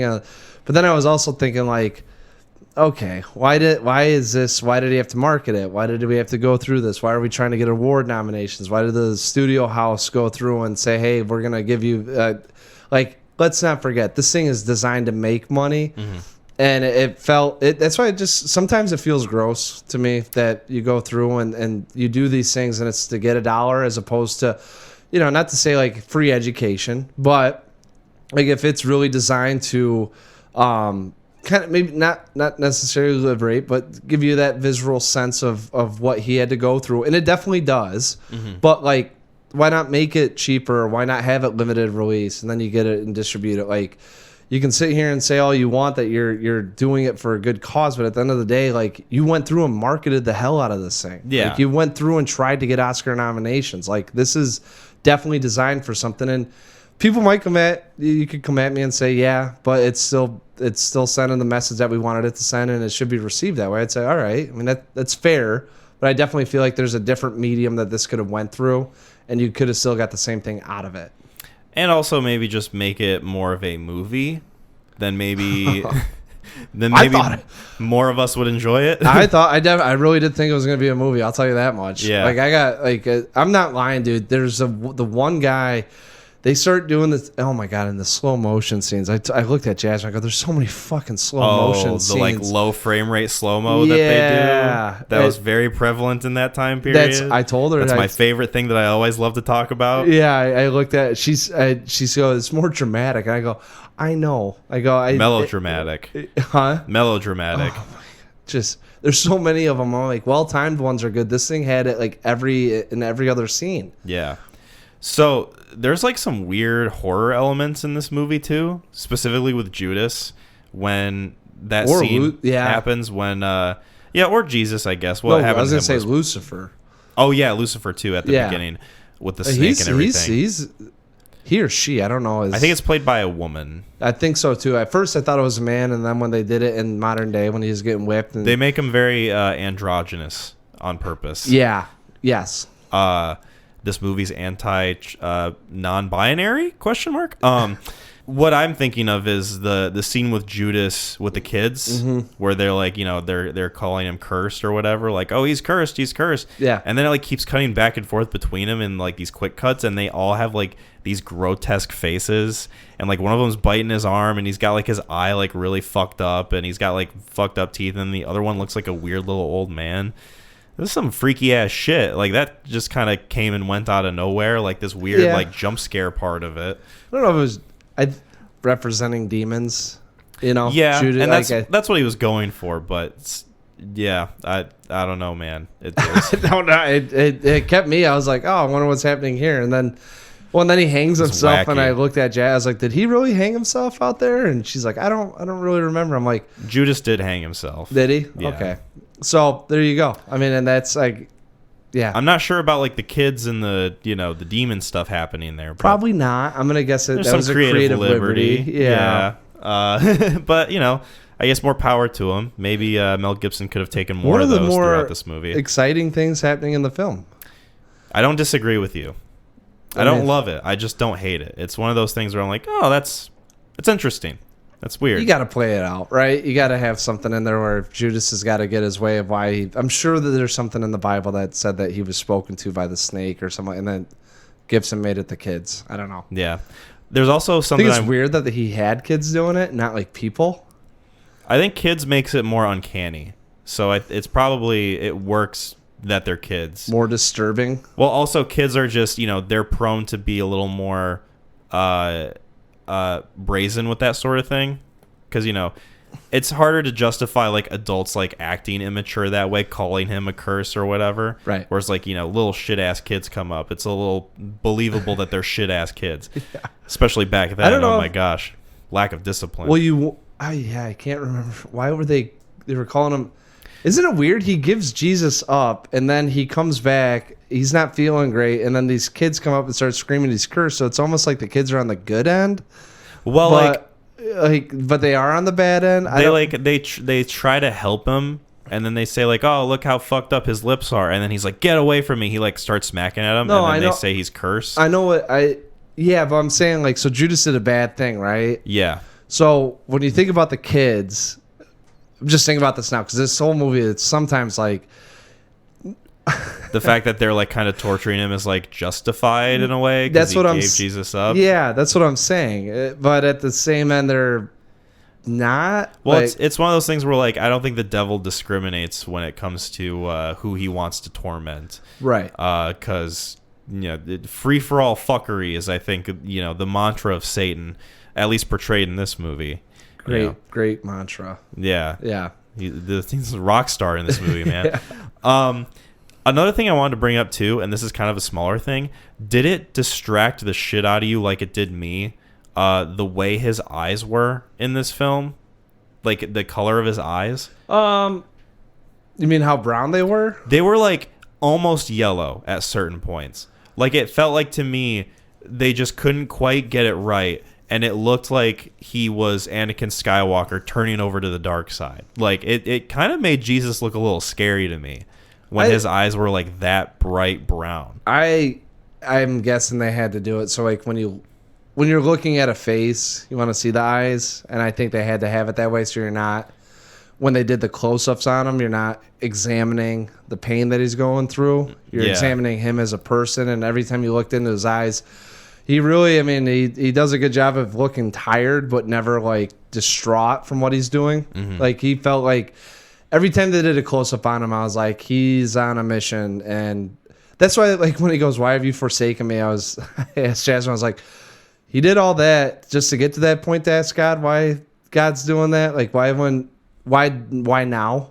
Yeah. But you never would have, and that's why I kind of had the issue, too, is because, like, when you're looking at him, you never have that thought of, he's like, oh, like, this is bullshit. Right. Like, the whole time he's on a mission, and then he gets to that point, and it's like, now you're feeling like, hey man, what the fuck? Well, that's a line that's pulled from the New Testament, from the Gospels, and a little bit of it has been lost on me ever since I haven't like looked at or read the Bible in a minute. But it's kind of like, I think, supposed to be that human side of Jesus coming out, like not necessarily like blaming God, but just sort of like crying out in so much physical pain that it's like almost too much for him. But it's not quite too much for him, because if it was too much for him, we'd all be fucked in the afterlife because we wouldn't have had a savior. But that's the plan, and he goes through with it no matter how torturous. Yeah, maybe that was that's a great way of saying it. It was lost on me. I'm pulling from past memories of studying the Bible and going through the sort of system of all that. Mm-hmm. So, working with rusty knowledge over here, but it's knowledge nonetheless. Right. No, my biggest problem I had was his black eye. I don't know how he got, and that thing kept drifting in and out between not black eye and black eye. Right. Like at some points he looked kind of normal, just, covered in blood or whatever. Yeah. And then like at other points it looked like he got punched 700 times by Mike Tyson in that specific eye. That's why I was that's what was throwing me off. And I was like, I've been watching this too long to go back and figure out when this happened, but that was about the only one that really threw me off. I guess I was more distracted with his mom, like almost sucking on his toe. Kissing his feet. Yeah, that one. Yeah, but she had it. Yeah. And it's not like, it's obviously acting, so I'm not sitting here saying it did or didn't happen, but she got in there and covered her mouth up with the hands, and I was like, that's a very weird motion. And then she came out, and the blood was on her lips and her face, and I was like, I'm guessing she just kind of smothered her, was like kissing his foot, is saying my son, but also that threw me off. Yeah. There's a couple things in here, like between the acting and some of the just keeping up with prosthetics. Yeah. Continuity, scene logistics. Yeah. So I want to ask you too, before we kind of wrap up this discussion, it kind of feels like we're getting towards the end of it. Did the torture of it actually affect you? Because I was a little bit like gruesomed out from at least like the very first big torture scene where he's like getting like whipped and his skin's getting ripped off and everything. But then again, I am easily squeamish when it comes to a lot of this stuff. So it's not too surprising that it sort of affected me in that way. Like, oh, this is grody. This is not pleasant. But I was curious if that did anything for you at all. Not really. I mean, kind of, you know what you're coming up on. It's a little like, ooh, that would hurt. I was more grossed out by the crow almost pecking out the guy's eyeball. Oh, really?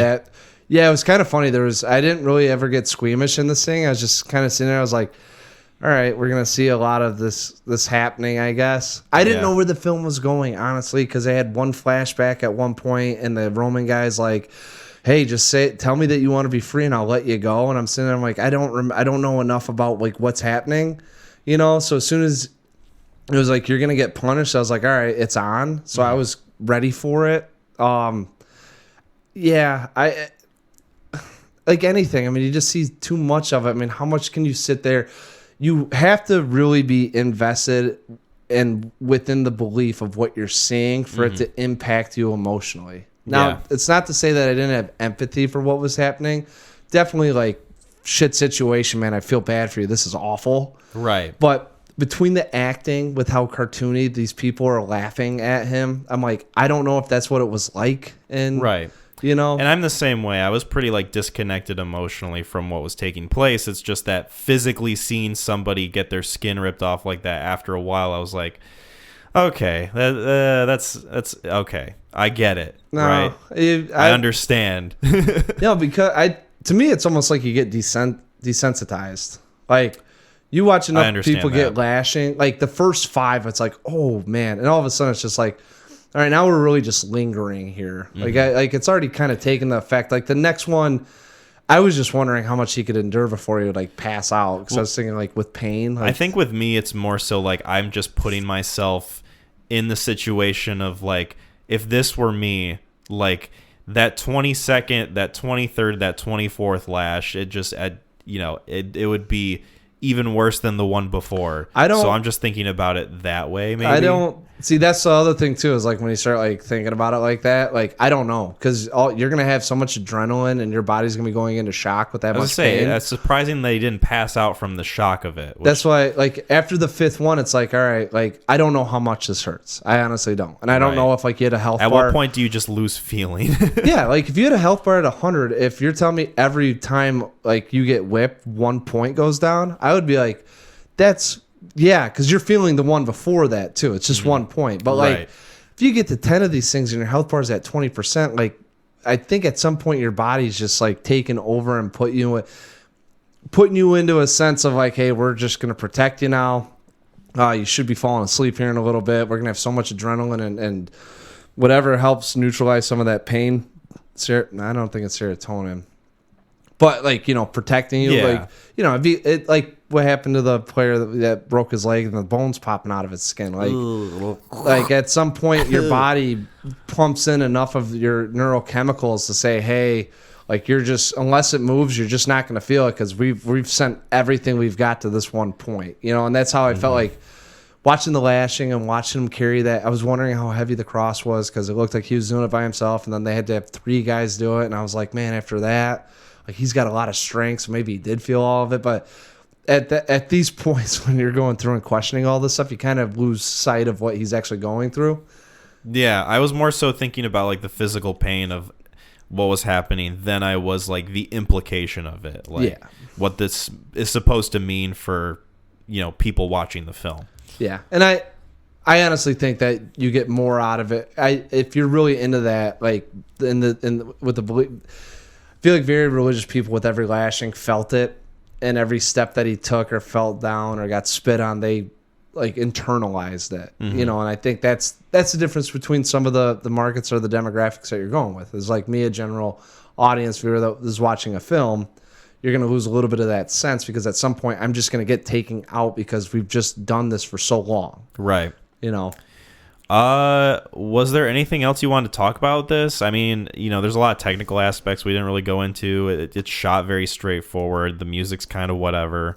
No, this thing, I mean, I was talking to Jasmine about it too. I'm not a big on set guy. Yeah. And all this is sets. So yes. Filmed in Italy. That's something to note. Yeah, and I don't know, the actors, I'm curious about who he wrangled for all this. Right. And I also feel like he got a lot of people that didn't want to play in the parts outside of Jesus, like because you don't want to be associated as Judas. Right. Like just saying, like it's kind of one of those things where the governor of like some Joe Blow to play him and nobody will remember. Yeah, let's get someone that speaks that knows Aramaic. We'll get a bunch of jobbers that know how to speak that, and then no one's going to attach faces. And I don't know if Caviezel took the role because he's a very religious person. Who was struck twice by lightning during the making of this movie, by the way. Really? Yes. Wow, that's kind of like foreboding, right? Or how do you? It's one of those movie facts that you're like, interesting, when you first hear about it. Sit there and go, wow. I want the video footage of this. And I guess he had to have like open heart surgery or like 2 open heart surgeries after this movie, which is like, what's going on here, man? Is Jesus really on your side? Yeah, that's interesting. Oh, you guys are actually did he sponsor you playing him? Yeah. Yeah, you're selling this, huh? You want that Academy Award, which I barely certainly got nominated for in this. Let me see. Wikipedia will tell me right off the get. So it received 3 nominations: Best Makeup, Best Cinematography, and Best Original Score. Best Cinematography? Which I don't know how it did that, because this movie is shot like borderline Hallmark movie at points. Oh, dude. We were watching this thing. I was like, this is so... It's so straightforward and bland. Well, and the story isn't keeping you in it. So let's get some... Curious. There's a couple fun shots of the upside down camera from his POV. That I hadn't seen before, and I was like... That was like the most noteworthy thing, too, yeah. I remember that. And I was like, all right, this is kind of... And then the slow... Otherwise, I just remember like the weird slow frame rate slow-mo, and then like what looked like an Evanescence music video at the beginning with like him in the wilderness, where it's all blue and drab, and I'm like, okay, well, this movie's not going to look great. It starts out, I'm like, this is after the dinner, right? I'm guessing that he's getting captured, like... Or are these people dead? Right. I was like, I don't know what we're going with here. And I was like, I really hope that they don't just thrust us into this story. Like Jesus is in the same forest as like fucking Blair Witch Project. He wakes up Peter, and obviously he's awake. He's like, oh, thank God. And then he runs into Lucifer, and thank God, literally. Yeah. Yeah. So yeah.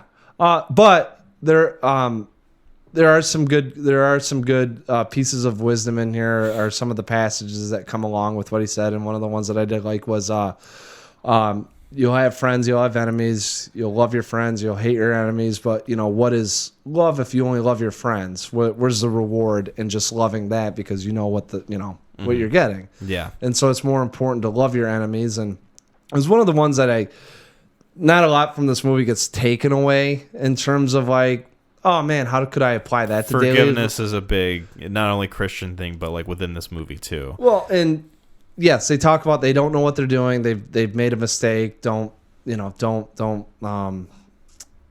cast any evil on them or do any wrong to them, because they not know of which they do. Yeah. But I thought the loving your enemy, I mean, it's not necessarily that he thought him as enemies. I mean, anyone could be an enemy, and I thought that was a good little sermon that was posed upon us. Yeah, there's some like obviously genuine lessons to take from it that are sewn in there, just naturally from it being a Christian Catholic perspective. I would have loved more of that. Yeah. Like, imagine that gets thrown in there a little bit sooner on. Woven into an actual narrative. Yeah. Would have been cool, but, we got what we got. We did. Let's get into ratings. You are up first, I think. I don't know. I think this is IDK out of 10. It's like I feel pressured into rating it 1 star higher. Yeah, you're gonna feel shame if you don't rate it a perfect score. I got this a 6 out of 10. Like I said, I mean, there's just, unless you're really, to me, this is if I was into a football movie and I was like, Kyle, like, this is the movie of like how it is to be a coach, and showed it to you, and you're like, yeah, man, I just don't get it. Like, I would have been like looking at you like, are you fucking nuts? This is impeccable. How fucking dare you? Yeah. This is the football movie. It's like, all right, cool. Have you met me? Yeah. Like, do you know who I am? Awesome. And not to, I mean, here we are comparing football to God, but yeah, so it was awesome, man. There's a couple interesting things going on, but at the end of the day, this lingers on so much, and I think you just got to be part of that world a little bit more so than myself to really get a lot more out of it, because I agree. Yeah. You take a casual viewing member that is knows a little bit about religion and Christianity, and you thrust them into that, they're probably going to have the same outtake as like, okay, yeah, that it was bad, and I agree with all that, but I don't know why that was 2 hours long. They're going to have the same reaction that we did, where it's like, okay. And that's where it ends. I agree with you. This one's a 5 out of 10 for me. It's one of those where I recognize that it is doing exactly what the filmmaker intended, exactly what they wanted to do for this movie. Yeah. It's not for me. It's not a film that I get what I want out of watching movies like this. Something like where this. Well, like, what other religious movies you got under your belt? Well, I have a surprising amount.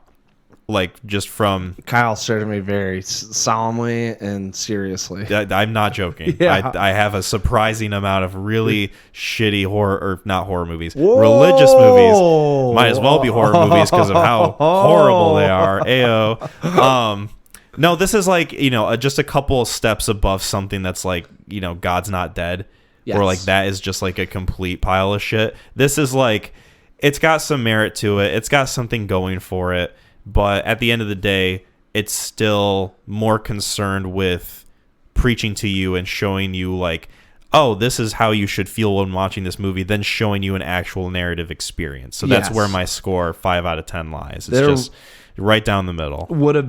I think it would have been way higher if there was more context involved. I really do. I think that this movie help people not familiar that much with it, like, guide them through a narrative experience so they can at least understand what imagine the tension context is built up to the point where he's walking through the streets. You take out the 40 minutes of that, and you have 40 minutes of exposition going on, and all of a sudden there's a lot of like, oh fuck, like, are you serious? This guy that's done all this good, but you need to know about it. But we did not maybe shit on the movie the whole time, but costume design and the production, I mean, it looks pretty good. And cinematography, as much as we say is straightforward, they didn't do anything that was daring that really would take you out of the film. Right.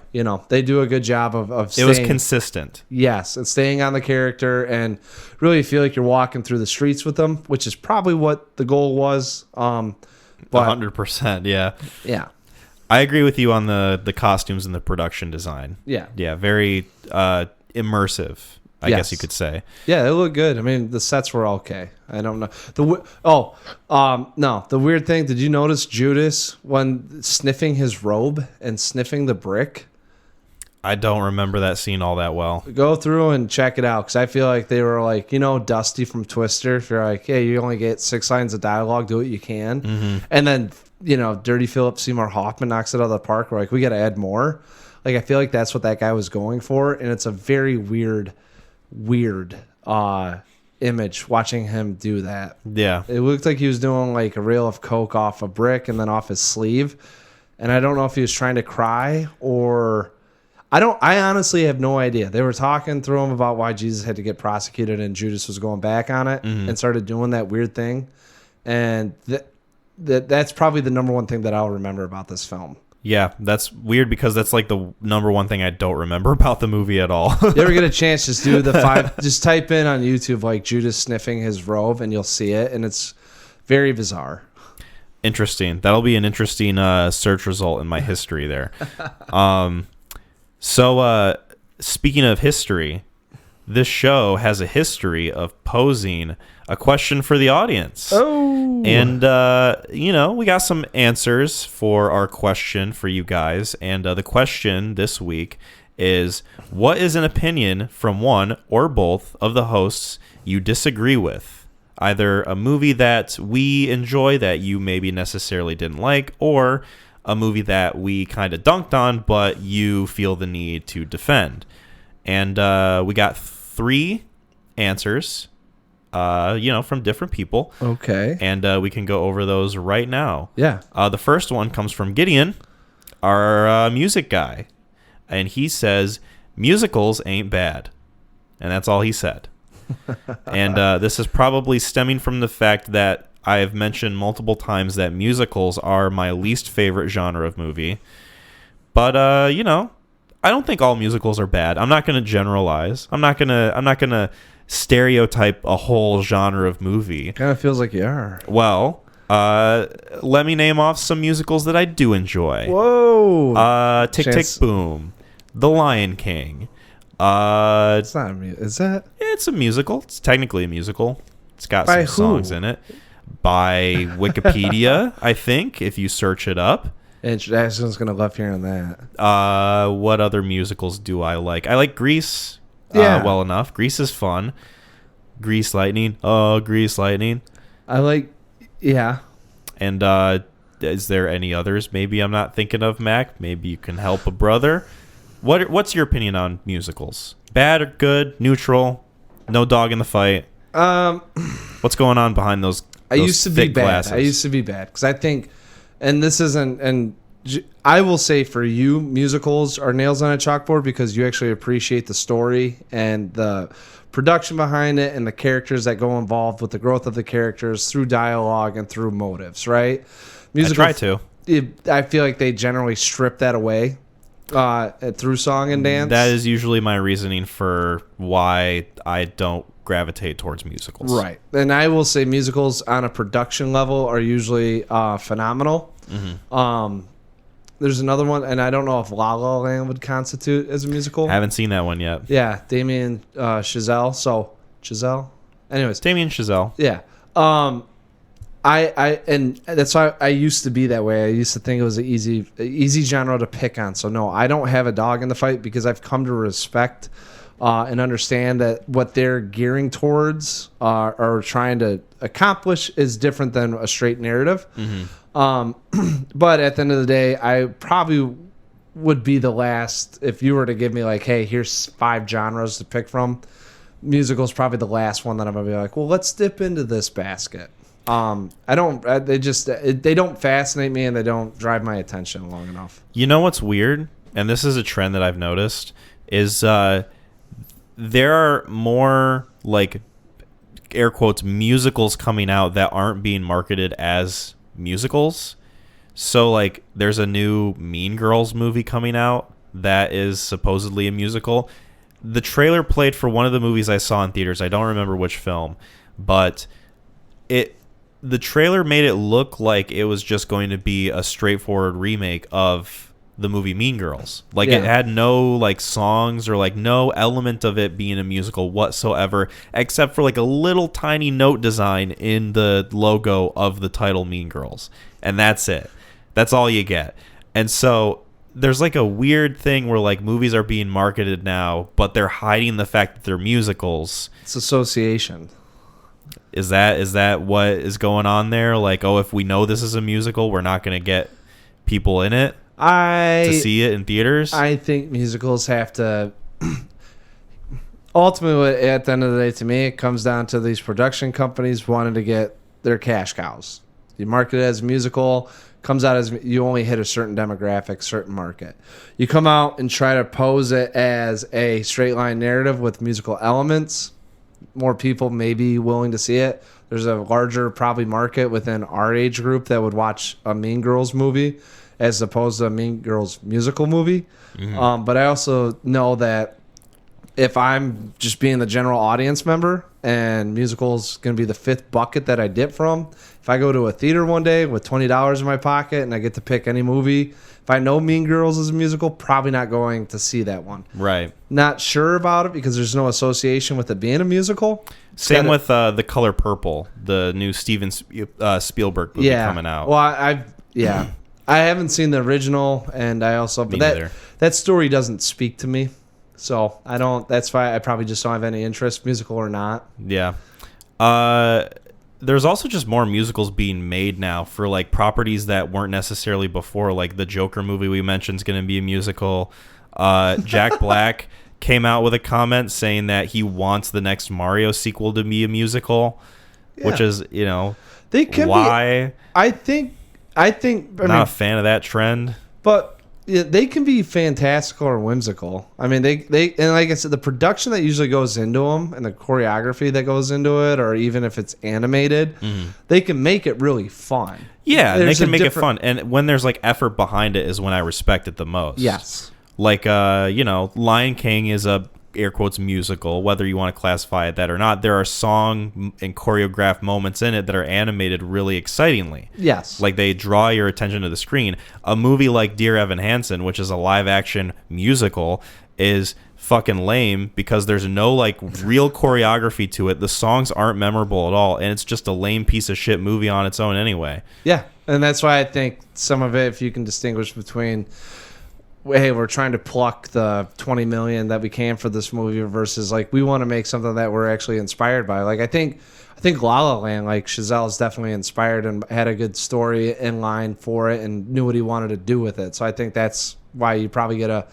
higher production value and more people seeing it versus still got to check that one out.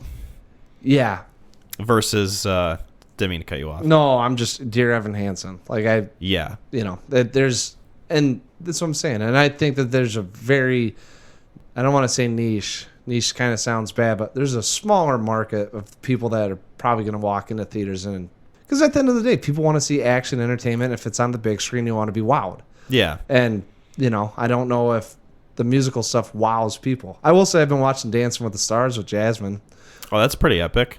Yeah, more so, and there's a lot more respect that goes into it, especially when you see the good dancers versus the bad dancers. Yeah, it's a very good. Hey, let's put your average Joe in the 100-yard dash versus Usain Bolt, and you can actually see how fast he moves. It's impressive to me how strenuous it can be. Because you watch a movie like Gaspar Noé's Climax where they're like dancing the entire time. It's like, oh, that's like hard fucking work. Yeah. That's a movie that's, not a musical at all, but still there's like choreography to it. Yeah. And there's strenuous amounts of like physical performance that you're like, holy shit, this is impressive. I mean, John Wick is a dance. Exactly. Yeah. I mean, they have to practice choreography. It's just a different kind. Yeah. That's where my respect's grown for it. But 100%. And the song's got to really jive too. The song's got to stick in my head. Yeah. I think that's what helps constitute a good musical for me is if I still can remember the songs from the music. Like I don't remember any song from Dear Evan Hansen, but I can remember a couple songs from Tick Tick Boom. I can remember a couple songs from obviously The Lion King. Just things like that where like, oh, they stick in my head. Therefore, that's a positive aspect of that movie. Yes. And I think it's hard. It's definitely harder if you're not passionate about what you're writing because it's hard enough just to write a film. It's probably even harder to come up with a song for the film that makes sense within the film. Right. And it's catchy. Exactly. Our next one comes from Levi, Gideon's brother, past and future guest. He said, I liked Polar. It was weird and fun. Oh, no, that's all you. That is an interesting take. Go easy on him. I'm not going to go like super hard into him. I'm glad that you thought it was fun. I agree with you that it's weird. It's a weird film because it's trying to balance a more like serious tone of a kind of like brooding, edgy hitman story and narrative with some goofy ass like Quentin Tarantino wannabe shit that's happening with the young assassins in the movie that just completely butts heads with itself in the entire film. I do not like that movie. I hate it so much. That's a movie where like I didn't have that high of hopes going into it, but I was certainly not expecting it to be like real stinky, you know? And Yes. to be fair, you're watching the movie, there's like a couple of okay scenes in it with like Mads Mikkelsen doing action.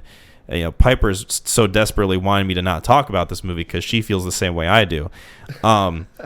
But man, I'm glad you like it. That is a movie I cannot get behind, as evidenced by my 20-minute review that I made. Yes. Spending time ripping into that movie. Yeah, I don't know. I can never ever see myself watching it again, but I would love to have you on, Levi, to explain what you like about this movie, because I'm curious. I'm really curious. You saw that and you were like, wow. I saw it and I was like, this is nothing compared to something like The Raid or John Wick or Bullet Train or like any other like hitman action movie that came before it. And I just did not care for it. It was sloppy is the word I would use to describe that movie. Sloppy and looks like it smells like cheese. That went straight to that was Netflix. Straight to Netflix? Straight to Netflix thing. Based on a graphic novel. Okay. I guess. Sort of kind of similar to The Killer if The Killer was shitty, but I guess the graphic novel is like pretty decent and well regarded, otherwise it wouldn't have been adapted probably. Right. But just one of those things where like, man, they had the formula for something that could have been unique and cool, but they chose to go about it in like a very annoying and generic way. And that's one of the things too that bothers me about the movie, is that a lot of the characters are just really annoying. Specifically Matt Lucas, who plays the villain, is insufferable. And it's one of those things where like I can tell usually when movie villains are supposed to be purposefully insufferable or if they're just like happen to be annoying, and this guy very much feels like he just happens to be annoying, which is never good. Yeah, I don't want to talk about this movie anymore. But thank you for your answer, Levi. We appreciate it. Next time we have you on, we'll have to ask you about Polar. I'm very curious. Which means I'll have to see it. I would be very curious what you think of it. Not that I would subject you to it, mind you. Thank you. Yeah. I would never choose to put you through that. Much like putting Jesus through the passion. I'm not subscribing to that one. I'm not comparing myself to Jesus. Yeah. Not at all. Even though our birthdays are very close. Our last one comes from Brennan, and this is again more targeted towards me. Wait, when were you born on the 24th? 1994. No, not what time? 1:49 p.m. Okay, so you were like when they were doing their Last Supper dialogue about what they were bringing to the table. Yeah. Okay, so you weren't like into the night. Sun was at its apex, Yeah.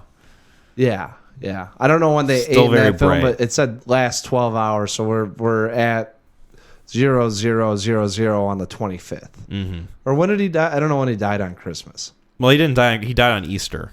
He was born on Christmas. That's right. That's right. Yeah. Yeah. That's why we have the Easter Bunny. It's because Jesus died. Remember when I said I just needed more context with that film? You're not wrong.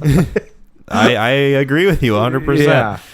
Our last one comes from Brennan, and he says, Kyle's take on Uncut Gems being Adam Sandler's best overall movie. One may consider it ludicrous. So the one that didn't like Uncut Gems because of the stress? I don't know if it was that necessarily, because it's been a while since I've seen Brennan. But it was one of those where I used to work with him. He was a coworker, and I talked to him in person about it. This was around the time that Uncut Gems was coming out. And I had seen it in theaters, and I was like, that is Adam Sandler's best movie. And he's like, nah, dude, his best movie is Grown Ups, man. And I'm like, Okay. Another bad take. That Sorry, Brennan. But it's like one of those things where like I think he was kind of playing it up to meme on me. Like he saw Uncut Gems and he was like, I saw Uncut Gems, still not as good as Grown Ups or Jack and Jill, blah blah blah. I'm like, okay, I see what you're doing here. You're gaslighting the hell out of me, and I will not have it, my friend. Yeah. So even if we take his comment at face value, Uncut Gems is still Adam Sandler's best movie, in my opinion. I agree with that. I mean, I think I'd have a harder time finding, at least at like role worthy. Some people, and I haven't seen this movie yet, but some people really like Punch Drunk Love, and they say that's their favorite. Yeah, Still but need to check that one out. you'd probably like a little bit of the character, and there is some artistic form that goes on with time elements in terms of emotional outbursts or just going through any sort of either rage and fitting it in with time and getting the crescendos that actually feel very natural. I think, doesn't feel like a shtick. It doesn't feel like it's from like one of his comedy movies. No, he plays, but you got to think too. I mean, he plays his role, to me at least. He plays a very straight man, and he does a good job acting. Like it's one of it. I'd have to see it again, probably to appreciate a little bit more of it. Mm-hmm. He does a very good job in it. I'll say that, and a lot of what he does is very natural and feels appropriate. Yeah. But to me, it's another one of you're only operating within your 6 by 6 foot room. Yeah. So it's Uncut Gems. He's like a totally different person. Yeah. Like he could have fucked that up is what I think. Mm-hmm. Like it's not necessarily like he got handed the role of a lifetime. There's a version of that character where like, because it's Adam Sandler playing it, it's too goofy and unbelievable. Yeah. He does. Like it would take you out of the film. Yes. He does things where he hits you with like a water boy line or something like that, where it's like, okay, like you're dipping into the 90s a little too much, Sam, man. Right. He did a really good job with that, but there was way more room for him to mess that thing up, and he nailed it. Whereas Punch Drunk Love, I feel like you're on the tightrope, stick on the tightrope, you'll get to your destination, and about the only way you do it is if you fall off the tightrope. Like there's not too much wiggle room for you to stray off the beaten path. Same sort of thing with, and I really like him in this movie, the Meyerowitz stories.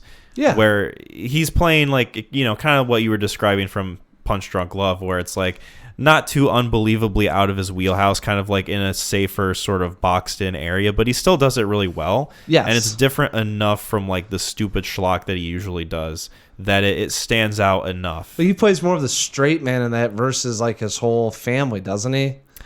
Yeah, well, he's got his own like quirks because like Ben Stiller plays his brother, right? And they each kind of like play a different version of the straight man, but it's nuanced enough to where like okay, they have like a weird amount of conflict, but then there's also like brotherly love there, and it's played really well off of each other. I mean, I also think that's just a good Ben Stiller movie too.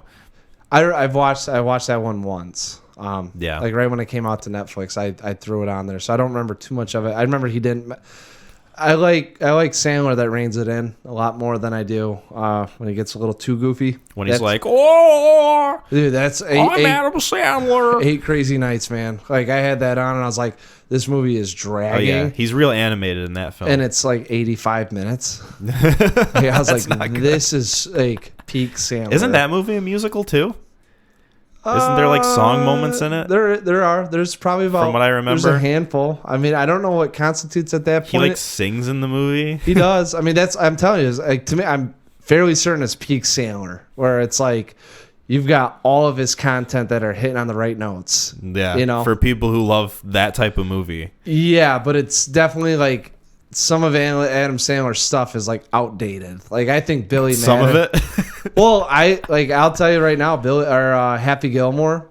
It's silly, it's stupid, and maybe it's because I quoted so much, but I feel like that one is one that you can still get. That's some one laughs. of his like better ones. The Waterboy to me is one that holds up. I mean, where I have such a hard time with Waterboy. But it fits in a certain arena, like the golfing arena. So there's enough jokes in there that play off of how everyone feels. Football, same way. Enough jokes in there where you can kind of see where he's deriving it. Billy Madison is a mentally challenged grown up trying to win first grade prize. Like, does not hold up. Yeah.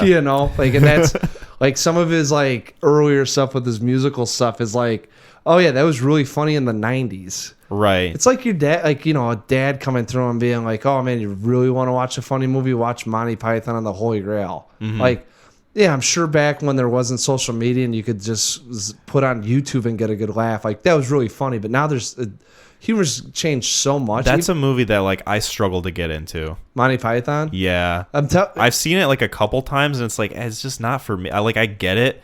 Yeah. I get what it's going for, but like I just can't connect with it in the same way of like another comedy that I'm more attached to, Dude, when my dad was like, you want to watch a funny film, watch like Larry and Dave Meet Frankenstein or whatever, Abbott and Costello Meet Frankenstein. He's like, you'll laugh your pants off. And I just stared at him, I'm like, you'll laugh your pants you're off. talking about a comedy from the 50s?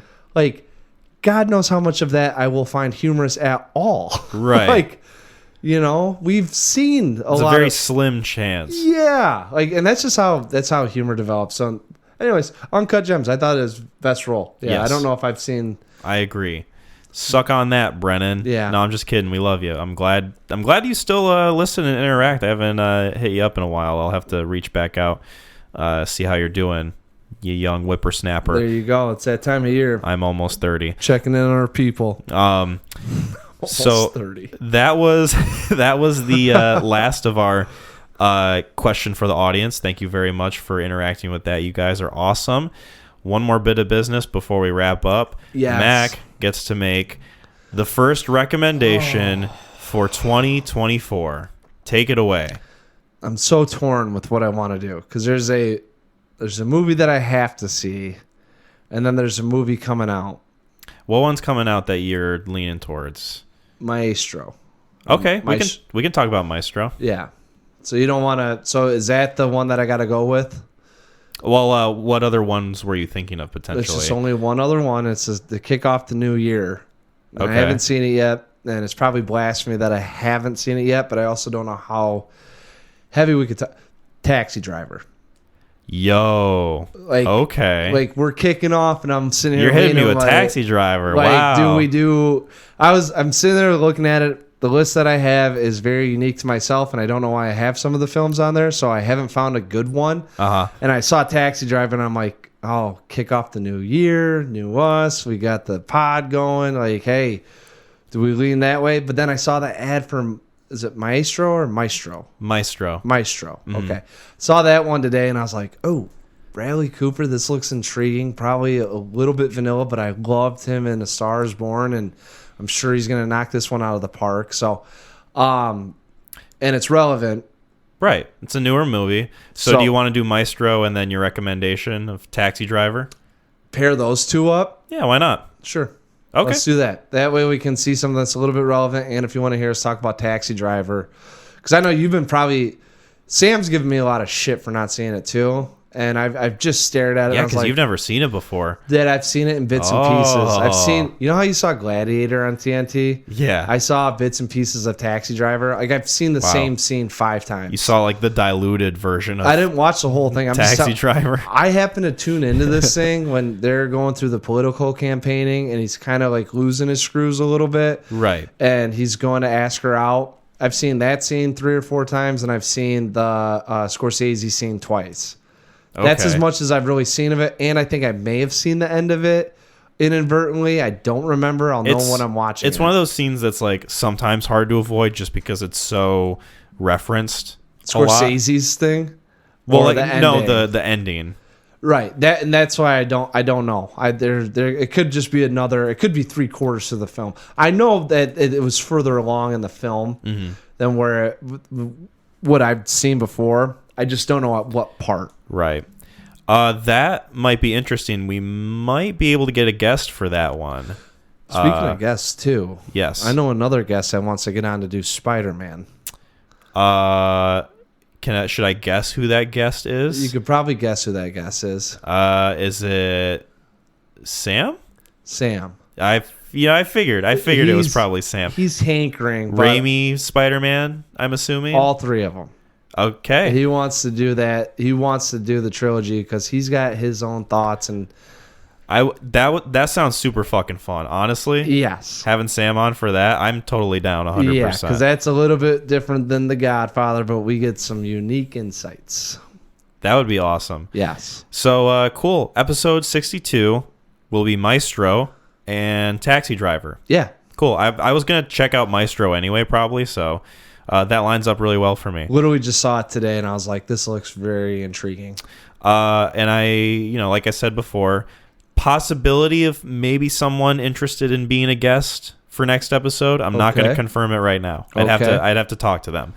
But yeah, cool. If you guys don't want to be spoiled for Maestro and Taxi Driver, Martin Scorsese, be sure to check those films out before episode 62. Ooh. We appreciate you guys listening to us. You can find us on neoncrewpodcast.com. We're also on YouTube, Spotify, and Apple Podcasts. Give us some good ratings on Spotify and Apple Podcasts and subscribe to the YouTube channel. Check out the Etsy merch page if you want some good Christmas stuff. It's, even though when you listen to this, it'll at the soonest be Christmas Eve, but maybe you can get it in, late before gift. New You have Year. holiday parties that pop up late. People do stuff on the 3rd and 4th. Right, exactly. Yeah. There's still some celebrations going on is what I'm saying. So why let the gift giving die out on Christmas? A gift as old as time. Exactly. Just like the Bible, just like Passion of the Christ. I also want to and I think I'm going to do this from now on at the end of the episodes. I'm going to give a shout out to some of the people that help make us who we are. So I'm going to give a shout out to Gideon for doing our music and to Lauren for doing our logo design. Yeah. So shout out to those two. I'm going to shout them out from now on at the end of the episodes, or at least try to remember to. You got to get a PO box. You guys send us some stuff. We'll shout you out. Yeah, right. Music send us some stuff. Or art, or preferably not food. Yeah, because music. The sentiment will be nice, but it will be very stinky when we open movies. the box. Send us a movie that we have to watch, and we'll do it on the next one. That's an interesting idea. Right? If they sent us a DVD and said, this is the movie I want you guys to watch, we'd have to throw it in there. Or at least pick a time within the next 2 or 3 episodes to do it. Right. Squeeze it in somewhere. Yeah. You can find Gideon's music on YouTube under the name Wake, Rise, Fall. Nice. And then you can also find Lauren's artwork on her Instagram, Pine and Sun. So Instagram, Pine and Sun? Yep. I'm going to have to, that's a follow. Yes. There's also links to their pages underneath the description of this episode. So very nice. You won't have to search it up too hard to find what you're looking for if you're interested in what they have to offer. Mac, was there anything else that we need to do before we wrap up? WWTHD. Bye, everyone.